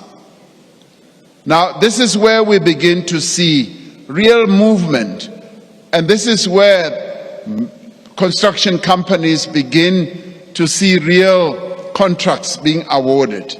The construction of Msikaba Bridge and Mtentu Bridge will be finished and make travel in the Eastern Cape much better. This investment will substantially benefit the construction industry and enable large-scale job creation, skills development, poverty relief, especially in rural communities. And what I like with these projects is that as they are executed, the community around these projects become part of the project development. They are also involved in a variety of ways. It's not like construction companies that are being parachuted in and they move out. They leave skills developed in the area. Small and medium enterprises also developed and established and growing. Last year, we said we would increase the construction of rural bridges as part of the Welisizwe program to enable residents to easily and safely reach schools, workplaces, and amenities. Now, a number of us would have seen horrific pictures of when the rivers are in flood, people are not able to cross the bridges, the rivers rather, and young people cannot go to schools, and the residents around those rivers are not able to travel at all. Now, 24 bridges in KwaZulu-Natal are currently under construction, and site preparations are being made for a further 24 bridges. Now, this is all being done with the great technical capability of the South African National Defence Force, whom we must applaud because they are building bridges for our country. In the telecommunications sector, one of the things that we spoke about in the last State of the Nation address, the completion of the spectrum auction has been, the spectrum auction has been done, and it has unlocked new investment and has contributed some 14 billion rand to the fiscus. During the course of this year, we will migrate the remaining households to digital television signal and complete the switch off of analog transmission. This has taken quite a long time, but yes, better late than never, and that's where we are. Now, saying better late than ever is not a culture and a practice that I want to see continuing in government. I want to see agility, faster execution, and I want to see everyone across government doing their work and making sure that we do indeed achieve what we have said we will. This will release valuable spectrum for the rollout of 5G mobile networks and will reduce the cost of data. These actions will bring us closer to our vision of affordable, high-speed internet access for all. In the State of the Nation address last year, a number of my colleagues who live in the rural areas, whenever I try to call them and they don't have connectivity, they always say, because we are in the rural areas, we don't have that. Now, this initiative is going to enable even the people in our rural areas to have better connectivity like all others in the urban areas. We said in the State of the Nation address that we would concentrate our efforts on mobilizing greater levels of investment, which is essential to growing the economy as well as creating jobs. We said that we would give impetus to the campaign that we embarked upon nearly 5 years ago to raise $100 billion, which then translated to 1.3 trillion rand. Last year, the 4th South African Investment Conference raised 367 billion in investment commitments, bringing our 5-year investment target firmly within sight. Over the last year, many of these commitments have resulted in the companies that made these commitments investing in new factories, call centers, solar power plants, undersea fiber optic cables, the expansion of production lines, the adoption of new technologies. Importantly, these investments have resulted in new jobs and new opportunities for small emerging businesses as well. On the 3rd of April this year, we will hold our 5th South African Investment Conference. At this conference, we will set a new target, having achieved our 1.2 trillion rand. We will set a new target to mobilize, and this is an investment mobilizing opportunity we have, to mobilize more than 2 trillion in new investment by 2028. Now, the investments that have flowed into the economy to date have contributed substantial increase in local production. These investments have encouraged our efforts to buy local. Last year, I delivered the State of the Nation address wearing a suit and shoes proudly made in South Africa. This evening, I am drinking, and this is the glass. I am drinking water from a glass made in Wadeville last week by workers from Katlehong, Vosloorus, and Germiston. Now, for many years, I can tell you South Africa has been importing its drinking glasses. Now we are increasingly making them locally. But it's not just glasses. If you go to hospital for an operation, chances, and heaven forbid, chances are that you will receive an anesthetic made in a world-class manufacturing facility in the Eastern Cape. During my state visit to the United Kingdom last year, a South African firm obtained a license to produce an oral vaccine for cholera for the first time here in South Africa. Now, competition merger agreements have provided for more fuel to be refined locally and more foods to be bought from local farmers. Last year, we committed to unlocking investment in the hemp and cannabis sector. We are moving to create the enabling conditions for this sector to grow. Now, this is an organic sector that our mothers and fathers, grandparents have been involved in many parts of the country. The Department of Agriculture, Land Reform and Rural Development, and the Department of Health will address existing conditions for the cultivation of hemp and cannabis to allow outdoor cultivation and collection of harvests from traditional farmers. Now, this will unlock enormous economic energy in the rural areas of our country, especially in the Eastern Cape, in KwaZulu-Natal and in Mpumalanga, where they've been growing this stuff over many, many years. And this stuff that has supported many children to go to school and university. And you know what stuff I'm talking about.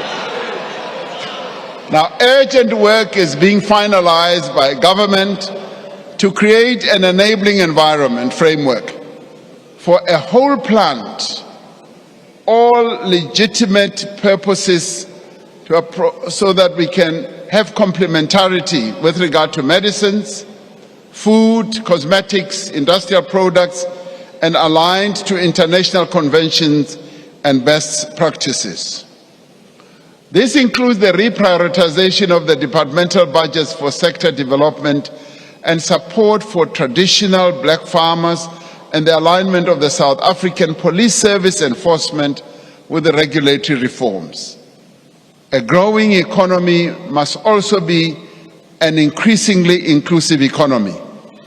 The inaugural Black Industrialist Conference in July of last year showed the successes of black South Africans in producing food, manufacturing that, car parts, furniture, clothing, steel, chemicals, mining products, creating many thousands of jobs and adding to our gross domestic product. We now have almost 1,000 black industrialists participating in the Black Industrialist Program. As an example of the technological prowess of these industrialists, one of the award winners at the conference was Astrofika Technologies, a company co-founded by a black woman, Jesindaba, that provides data solutions for the operation of satellites. She told me that she exports these processes to a number of other countries that launch satellites into space. We have made progress in the last year in achieving greater levels of worker ownership in the economy. There are now more than 400,000 workers who own shares in the companies or firms that they work for. And this has been at the instance of DTCI, which has been nudging companies to move in that direction. Growth and creation of jobs in our economy will be driven by small and medium-sized enterprises, by cooperatives and informal businesses.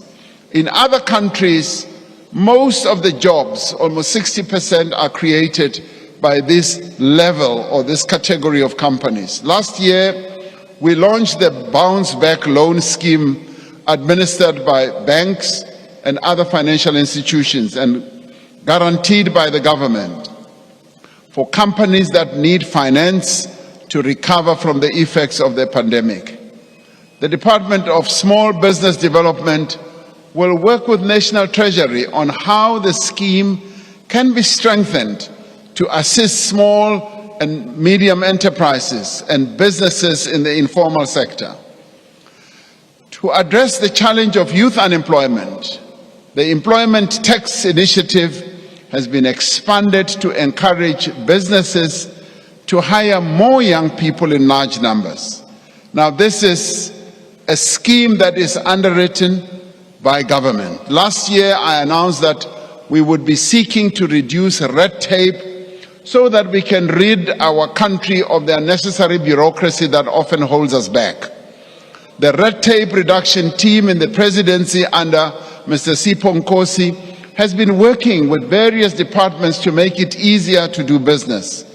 It has taken a collaborative approach, working with departments and agencies in areas such as mining rights, systems, tourism, transport operator licenses, visas, work permits, early childhood development, and the informal sector. This year, we will finalize amendments to the Businesses Act to reduce regulatory impediments for SMMEs and cooperatives and make it easier for entrepreneurs to start businesses. Through the Small Enterprise Finance Agency, SEFA, we plan to provide 1.4 billion in financing for over 90,000 entrepreneurs.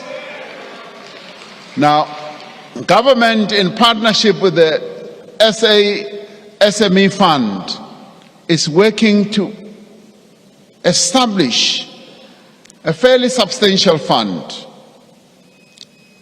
which could get up to 10 billion rand to support SMME growth. Government, through the Ministry of Finance, is looking at the possibility of providing a portion of that funding so that, yes, business should also be able to provide some 7.5 billion that will be raised from the private sector. Now, this will then provide a great fund that our small, medium enterprises will be able to tap into. Now, the good thing is here we will be working with the private sector, who are much more driven, who are much more focused, and who move faster.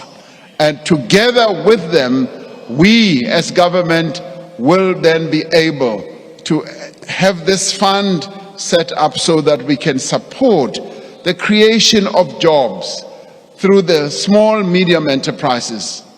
The licensing of the Post Bank will lay the foundation of the creation of a state bank that will provide services, financial services to SMMEs, particularly to the youth, the women-owned businesses, and other underserved communities. As the National Assembly considers the Post Bank Amendment Bill, the Post Bank is reviewing its service offerings so that it can provide a viable and affordable alternative to the commercial banks.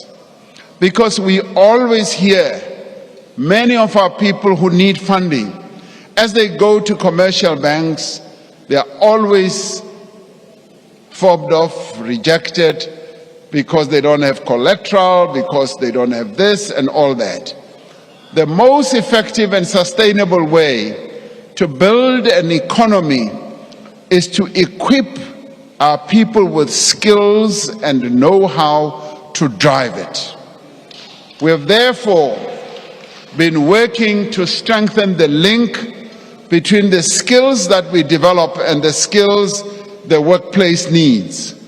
This year, the National Skills Fund will provide 800 million rand to develop skills in the digital and technology sector through an innovative model that links payment for training to employment outcomes. We reiterate our call to companies. We reiterate our call also to government departments and to state-owned enterprises to remove the requirement for work experience for young people seeking entry-level positions. Now, it is often said that you must have experience, even when you are a first-time job seeker. Where will you get the experience when you have not been given an opportunity to work? And that is why we say remove that requirement. Last year we said that we would place over 10,000 TVET college graduates in employment. We have surpassed that figure and have now set a target for 2023 to 20,000 TVET graduates to be placed in employment. The number of students entering artisan training in TVET colleges will be increased from 17,000 to 30,000 in 2023 academic year. One of the key ingredients for economic growth and competitiveness is the ability to attract skills which the economy needs. Having completed a comprehensive review of the work visa system, we will move quickly to implement the recommendations put forward. We've had a real veteran in the civil service, Mr. Mavuso Msimang, who has been focused on just doing the research and looking at the recommendations that can be put forward. Now, these include establishing a more flexible points-based system to attract skilled immigration, implementing a trusted employer scheme to make the visa process easier for large investors, and streamlining the application requirements. We will also be introducing a remote worker visa and a special dispensation for high-growth startups. While the reform program is underway, we will continue to support public and social employment to provide work to those who need it. Last year, we spoke about the value of the presidential employment stimulus in providing work and livelihood opportunities. The initiative has now created over 1 million opportunities, reaching every province and district in our country. Last week, a new cohort of 150,000 school assistants started work at more than 22,000 schools, offering dignity, hope, and vital work experience to young people who were unemployed. The Social Employment Fund is recruiting 50,000 participants in its next phase to undertake work for the common good, and the revitalized National Youth Service will also create a further 36,000 opportunities through non-profit and community-based organizations. Now, the Department of Home Affairs has appointed the first cohort of 10,000 unemployed young people to digitize more than 340 million paper-based civic records. Now, this is an important task which emanates also from our past, apartheid past. These young people are going to be going through all this, and 10,000 of them, for a start, and more to come, have now been employed. There are now more than 3 million users registered on the SA Youth Mobi platform, which is a zero-rated online platform for young South Africans to access opportunities for learning and earning. This has been done in close collaboration with the National Youth Development Agency, an agency which continues to provide valuable assistance to young entrepreneurs and to work seekers. I really applaud the NYDA for the focused manner in which they are helping young people. The presidential employment stimulus is also supporting people to earn their own living. Around 140,000 small-scale farmers have received input vouchers to buy seeds, fertilizer, and equipment, providing a boost for food security and agricultural reform, particularly in our rural areas. Now, this initiative, which was researched by an independent academic, has led to the cultivation of some 640,000 hectares of land. An impressive 68% of these farmers are women. This year, we aim to provide 250,000 more vouchers to small-scale farmers. Now, these are examples of the difference that government is making and can make in people's lives through innovation, creativity, and commitment. The rising cost of living, fellow South Africans, is deepening poverty and inequality. Millions of South Africans are unable to provide for themselves and their families. There is the single mother in Alex who is worried about how she will make ends meet as the cost of maize and taxi fares continues to rise. There is the factory worker in Gqeberha who now faces an uncertain future as load shedding brings the assembly line that she works in to a halt. It is the job of the state to provide a minimum level of protection below which no South African should fall. Right now in our country, there are more than 25 million people who receive some form of income or support from the state. In addition, around 2 million indigent households receive free basic water, free basic electricity, and free solid waste removal. Around 60% of our budget is spent on what is known as the social wage, providing various forms of support, basic services and assistance to households and individuals to combat poverty and hunger. And in support of this work, to counter the rising costs of living, we will continue with the Social Relief of Distress Grant, which the Minister of Finance will talk to when he presents his budget, which currently reaches 7.8 million people. We will ensure that existing social grants, yes, are provided and are even increased to cushion the poor against rising inflation. And this will be set out in the budget that the Minister will provide. Work is underway to develop a mechanism for targeted basic income support for the most vulnerable, while within our fiscal constraints. This will build on the innovation we introduced through the SRD fund, or grant rather, including linking the data that we have across government to make sure we reach all those who are in need. National Treasury is considering the feasibility of urgent measures to mitigate the impact of load shedding on food prices.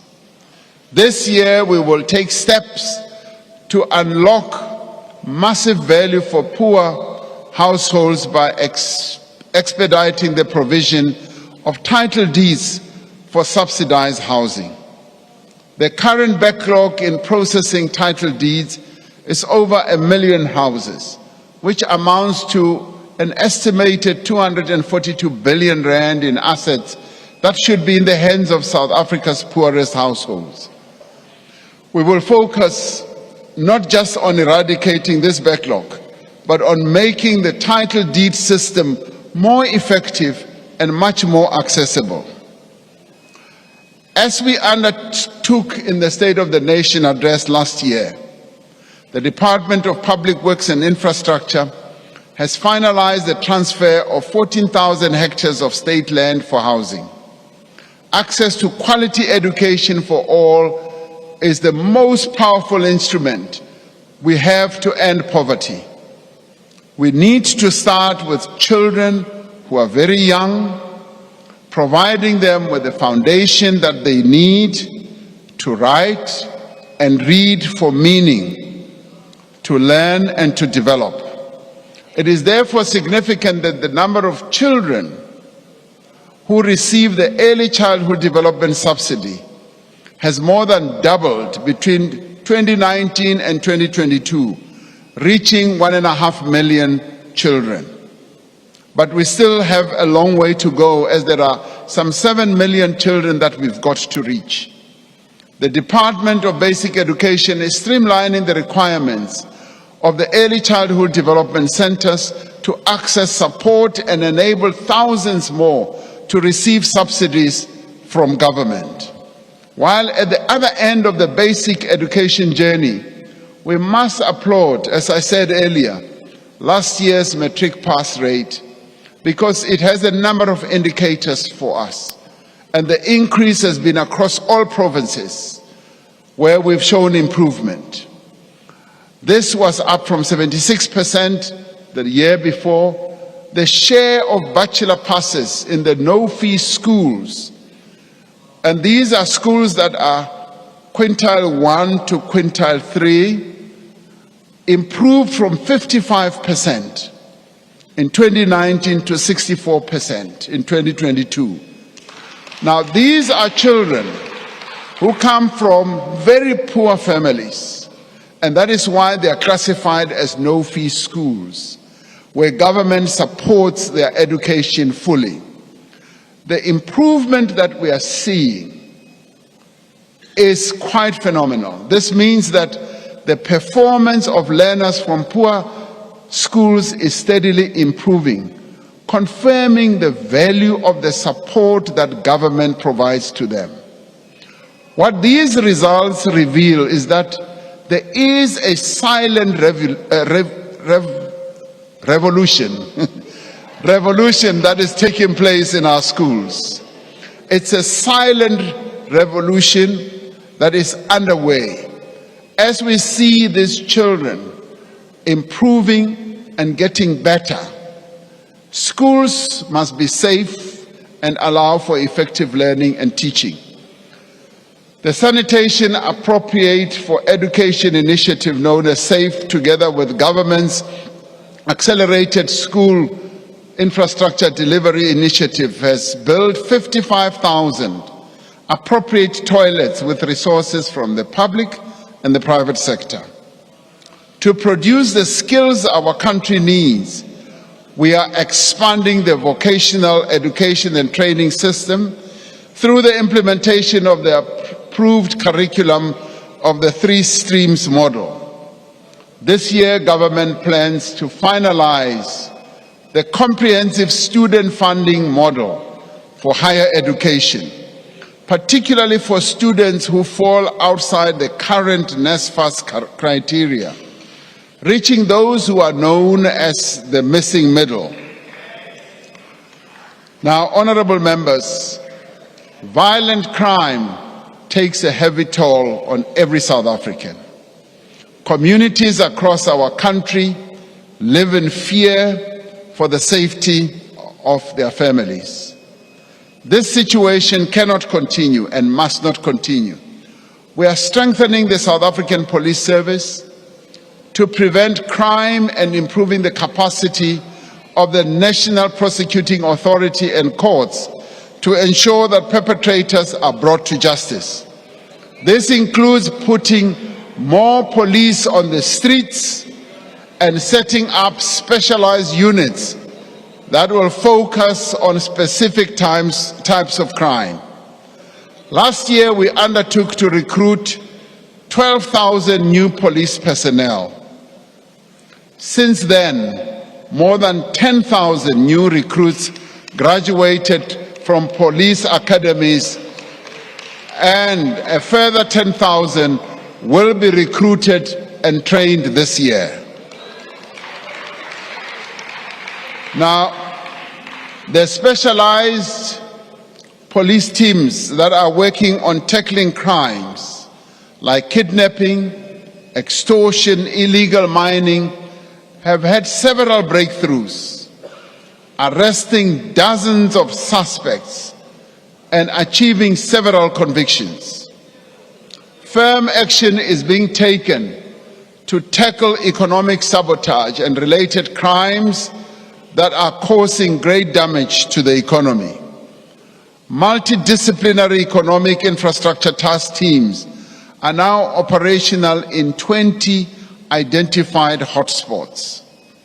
Last year, I drew attention to the enormous damage caused by the theft of copper cable and metal from our electricity system, from our train lines and other public infrastructure. Since then, the police have been cracking down on cable theft. In December, government introduced a temporary ban on the export of scrap copper cable and certain metals to disrupt criminal syndicates and to enable a new trading system to be put in place. Now, so you know, a number of countries on our continent have done exactly the same, because they have been suffering from exactly the same problem that we are. Just as we have embarked on economic reforms in electricity, water, telecommunications and logistics through Operation Vulindlela, we are embarking on a process of reform to improve the effectiveness of our fight against crime. We will use our competitiveness in call center operations to support the proper functioning of the 10111 helpline, partnering with the private sector. I've heard reports from a number of people, some of them who've even written to me, saying that as they make contact with the 10111 line, it goes unanswered most of the time. Now, we are going to resolve this and address this problem. This is to ensure that when people call the police, their calls are answered and their emergencies are attended to. We will also use data-driven methods in a more sophisticated way to identify target crime hotspots. Significantly, more funding will be made available in the budget that the Minister will announce for the police, the National Prosecuting Agency, and the Special Investigating Unit.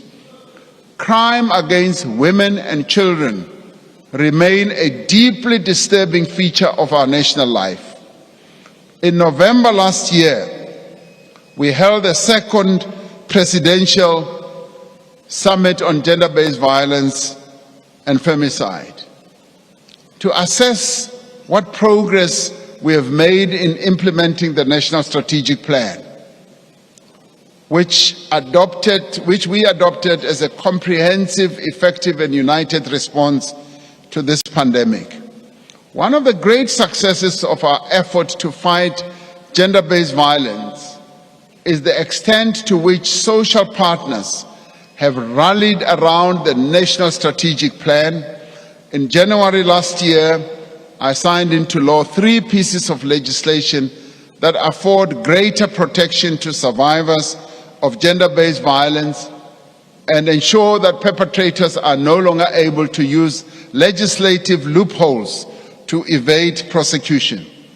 We continue to improve the accessibility and functioning of sexual offences courts and expand the network of Tutuzela care centers.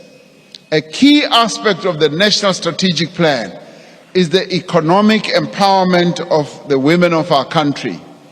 Since announcing our determination to direct at least 40% of public procurement to women-owned businesses, we have sought to establish an enabling environment to support women entrepreneurs. We have trained more than 3,400 women-owned enterprises to prepare them to take up procurement opportunities that are available in government. Through the Women's Economic Assembly, we have seen industry associations and companies committing to industry-wide gender transformation targets. The Industrial Development Corporation has earmarked approximately 9 billion rand to invest in women-led businesses. Other entities, including the PIC and the National Empowerment Fund, have also committed to establish special purpose vehicles to support women-owned businesses. We must all play our part as individuals, as well as in institutions and leaders across society to end these crimes against women and children. Last year, I said that we would take decisive action against corruption and make a clear break with the era of state capture. The State Capture Commission, headed by Chief Justice Raymond Zondo, completed its work and submitted the final report of its report in June last year. As a country, we owe Chief Justice Zondo, together with the Commission and its staff and all those who provided testimony, a huge debt of gratitude for the extraordinary public service that they have shown. The recommendations of the Commission are being implemented according to the plan that I submitted to Parliament in October last year, so that systematic weaknesses that were identified by the Commission are addressed and state capture never takes place ever again in South Africa. The National Anti-Corruption Advisory Council, consisting of people from across society, is in place to advise on suitable mechanisms to stem corruption, including the overhaul of the institutional architecture of combating corruption. We are working to capacitate the Witness Protection Unit and will introduce amendments to the Protected Disclosures Act to strengthen protections for whistleblowers. Work is underway to improve access to the Witness Protection Program for public servants that expose maladministration, corruption, and unethical conduct.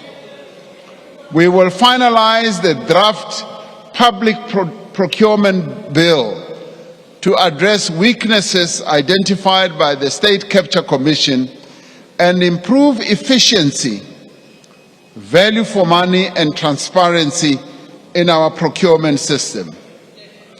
Our reinvigorated law enforcement agencies are taking firm action against companies and individuals alleged to have been involved in state capture.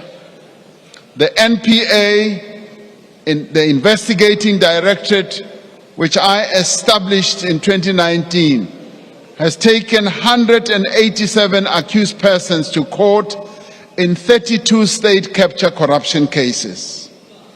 Over 7 billion rand has so far been returned to the state from state capture cases. To date, 12.9 billion rand of funds and assets have been frozen. This year, the investigating directorate will be established as a permanent entity within the NPA. Now, to achieve any progress in addressing the urgent challenges that we face, we need a capable and effective state. Our greatest weaknesses are in the state-owned enterprises and in local government. Many of our SOEs are struggling with significant debt, with underinvestment in infrastructure, and of course with the effects of state capture and shortage of skills. we will implement the recommendation of the Presidential SOE Council to establish a state-owned holding company as part of a centralized shareholder-owner model to ensure effective oversight over our SOEs. Separately, I have instructed the Presidency and the National Treasury to work together to rationalize government departments, entities and programs over the next 3 years. National Treasury estimates that we could achieve a potential saving if we restructure government of some 27 billion rand in the medium term if we deal with the overlapping mandates, close ineffective programs, and consolidate entities where appropriate. The poor performance of many local governments remains an area of concern. Too many of our municipalities, 163 out of 257, are dysfunctional or are in distress due to poor governance, ineffective and sometimes corrupt financial administrative management, and poor service delivery. The government is implementing a number of interventions to address failures at local government and to improve basic service delivery as well.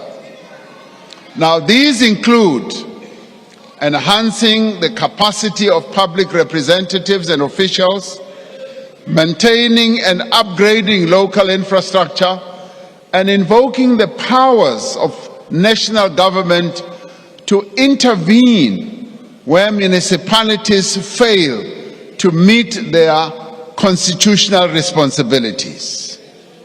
A professional public service staffed by skilled, committed, ethical people is critical to an effective state and ending corruption and patronage as well as wastage. Now, in response to the State Capture Commission and in line with the framework for the professionalization of the public service, integrity assessments will become mandatory requirements for recruitment to public servants, and entry exams will also be introduced. We are amending legislation and strengthening the role of the Public Service Commission to ensure that qualified people are appointed to senior management positions and to move towards creating a single harmonized public service. Just as we are committed to improving the fortunes of our countrymen and women and to advancing shared prosperity for all, so should be our commitment to achieving a better Africa and a better world. We are greatly concerned at the recent escalation of tensions between Israel and Palestine and call for an end to hostilities for a resumption of the stalled peace process. South Africa expresses its deepest condolences to the people of Turkey following the devastating earthquake that they experienced earlier this week. As a country, we are immensely proud of the efforts of the gift of the givers who have gone out to help those affected by the earthquake. As they go out there, they are flying the South African flag, and we are really grateful and proud of them. We remain deeply concerned about the ongoing Russia-Ukraine conflict and urge all parties to that conflict to cease hostilities and seek a peaceful solution through dialogue. South Africa's fortunes are inextricably linked to those of our continent and also to the Southern African Development Community in particular. For the sake of our own stability and prosperity, we are duty-bound to pursue interventions that will bring peace, stability, and development in our continent and in our own sub-region. We will continue to get involved in the peace efforts that we need to get involved in. We will continue to expand trade and investment opportunities with our global trade partners and will look to attract investment and financing to South Africa through our participation in multilateral forums such as the G20, which we will host in 2025. This year, South Africa assumes the chairship of BRICS.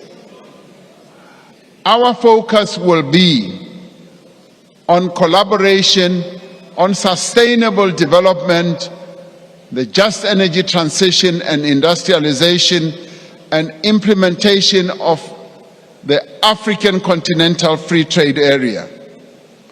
South Africa, together with our neighbors in the Southern African Customs Union, will soon finalize our industrial offering on the African Continental Free Trade Areas so that we can start trading. Once fully operationalized, the Continental Free Trade will provide an unprecedented opportunity with regard to economic integration, with regard to growing national economies, and will open up new frontiers and markets for our South African companies. Fellow South Africans, as I conclude, a nation's true character is revealed in times of crisis. A nation is defined by its people, but more importantly, how its people meet the gravest of difficulties. Whether they work together and confront their challenges as one, united by a common purpose, or whether they surrender to the problems before them. That is what defines a nation. We are a nation seized with the challenges of the present. Before, we are also a nation striving to fulfill the promise of our future. When we took our first steps in our road to democracy, we had a clear vision of where that road would lead us. We saw a country in which all people would be equal. We saw a country in which the wealth of our resources would be enjoyed by all. We also saw a country and envisioned a country in which we could live together in peace, in which we could work together to build a common identity and a shared future. Our country is founded on a constitution which affirms the democratic values of dignity, equality, and freedom, and the rights of each one of us. The actions we have outlined this evening, building on the work we have already done, will bring us closer to that vision. Yes, there have been stops and starts, there have been detours, but yes, they will bring us to that vision.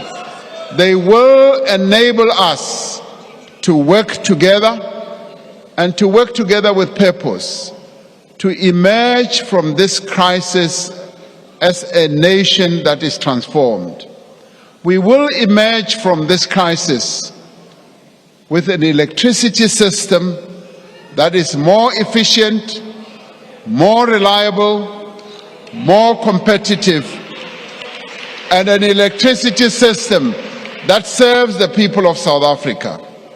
We will emerge with ports and railways that again rival the best in the world. With broadband access for more South Africans in more parts of the country, and with a sustainable supply of quality water. We will welcome more tourists to our country and develop and attract the skills our country needs. We will create work for those who are unemployed, and we will give hope to those who have waited too long.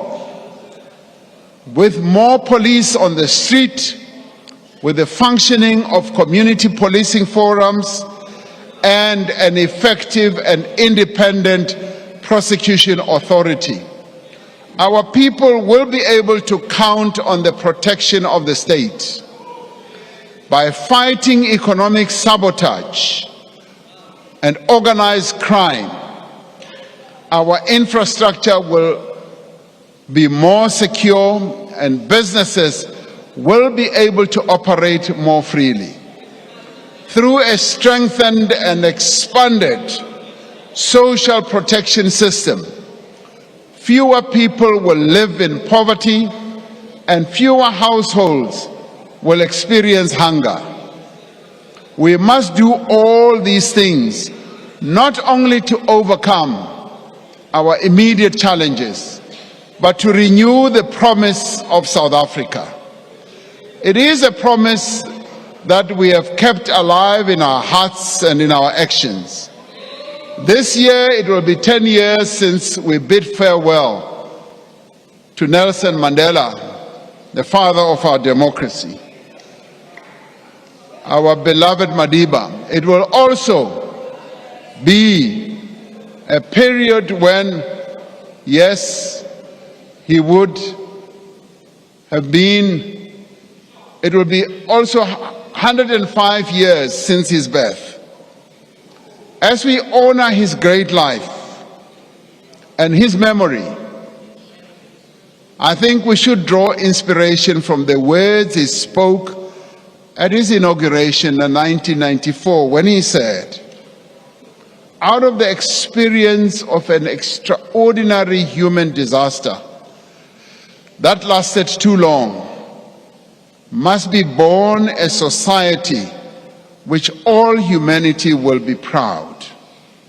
Our daily deeds as ordinary South Africans must produce an actual South African reality that will reinforce humanity's belief in justice, strengthen its confidence in the nobility of the human soul, and sustain our hopes for a glorious life for all," close quotes.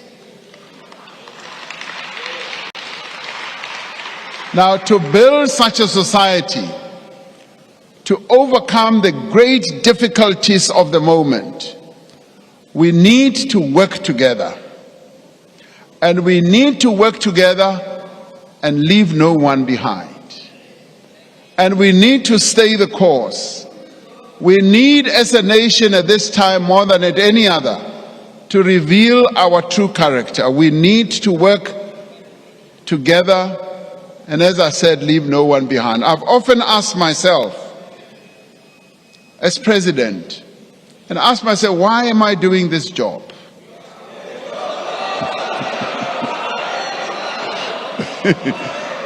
I've often asked myself that.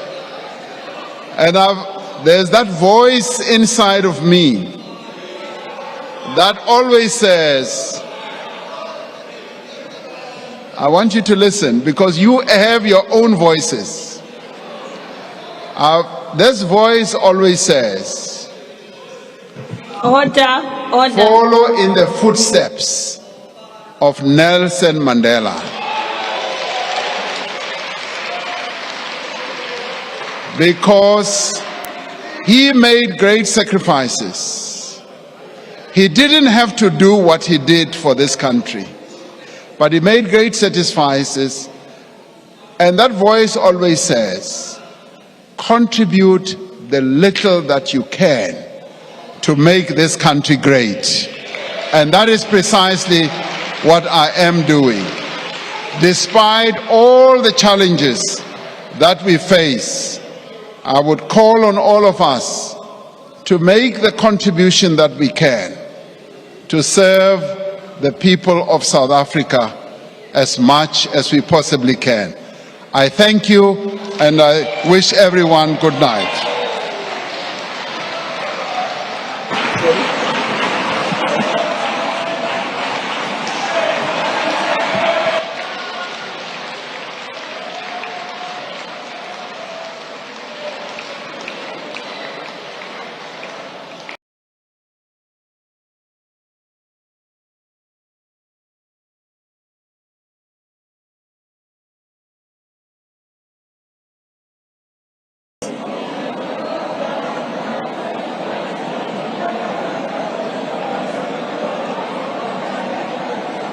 Take your seat, honorable member at the back there. Please take a seat. Thank you very much. Thank you, Mr. President. Honorable members, earlier on, Honorable Steenhuisen raised a point of privilege about the presence of security forces on the floor of the House without the permission of the presiding officers. Now, I wish to draw your attention to the provisions of Section 4 of the Powers, Privileges and Immunities Act of Parliament and Provincial Legislature, which states that in the event of violence or a reasonable prospect of violence or serious disruption ensuing in the chamber as a result of a member's resistance to removal, the presiding officer may suspend proceedings, and members of the security services may be called upon by the Speaker or the Chairperson of the Council to assist with the removal of members from the chamber and the precincts of Parliament forthwith in terms of Section 4.1 of the Powers, Privileges and Immunities Act. Now, it also, in addition, honorable members, states that the security services may intervene directly anywhere in the precincts in terms of Section 4.2 of the Act, where there is immediate danger to the life or safety of any person or damage to any property. I thought that I should provide that context to you. We don't know what will happen beyond this, but it is important. Hold on, please. Honorable members. Honorable member. Asimamelanen, because beyond this, people will run to court and will say that the rules were not followed. I'm stating this deliberately. I am providing a context to it. However, I am not engaging or discussing with Honorable Steenhuisen at this point on the matter. I just want it to be recorded that the basis on which I suspended the House and allowed for the security services to enter when it was required for them to do so is on this one. So, honorable members, on that note, I hand over to Honorable. Order. It applies to everybody. Order. Honorable Mason. No, thank you very much, honorable members. I now take this opportunity to thank the Honorable President for his address. Please allow me also to acknowledge that amongst us today, we have the Speaker of Malawi, who is also the Chair of the CPA Africa region, Excellency Catherine Kotani Hara. We also have the Azerbaijan Speaker of Assembly and the Chair of the Non-Aligned Movement, Her Excellency Sahira Kafanova. We also have the Speaker of Parliament of the Ivory Coast, Cote d'Ivoire, His Excellency Adam Bichogo. Of course, as mentioned by the President, we also have the President of the Pan-African Parliament, His Excellency Chief Charumbira Fortune Zephaniah.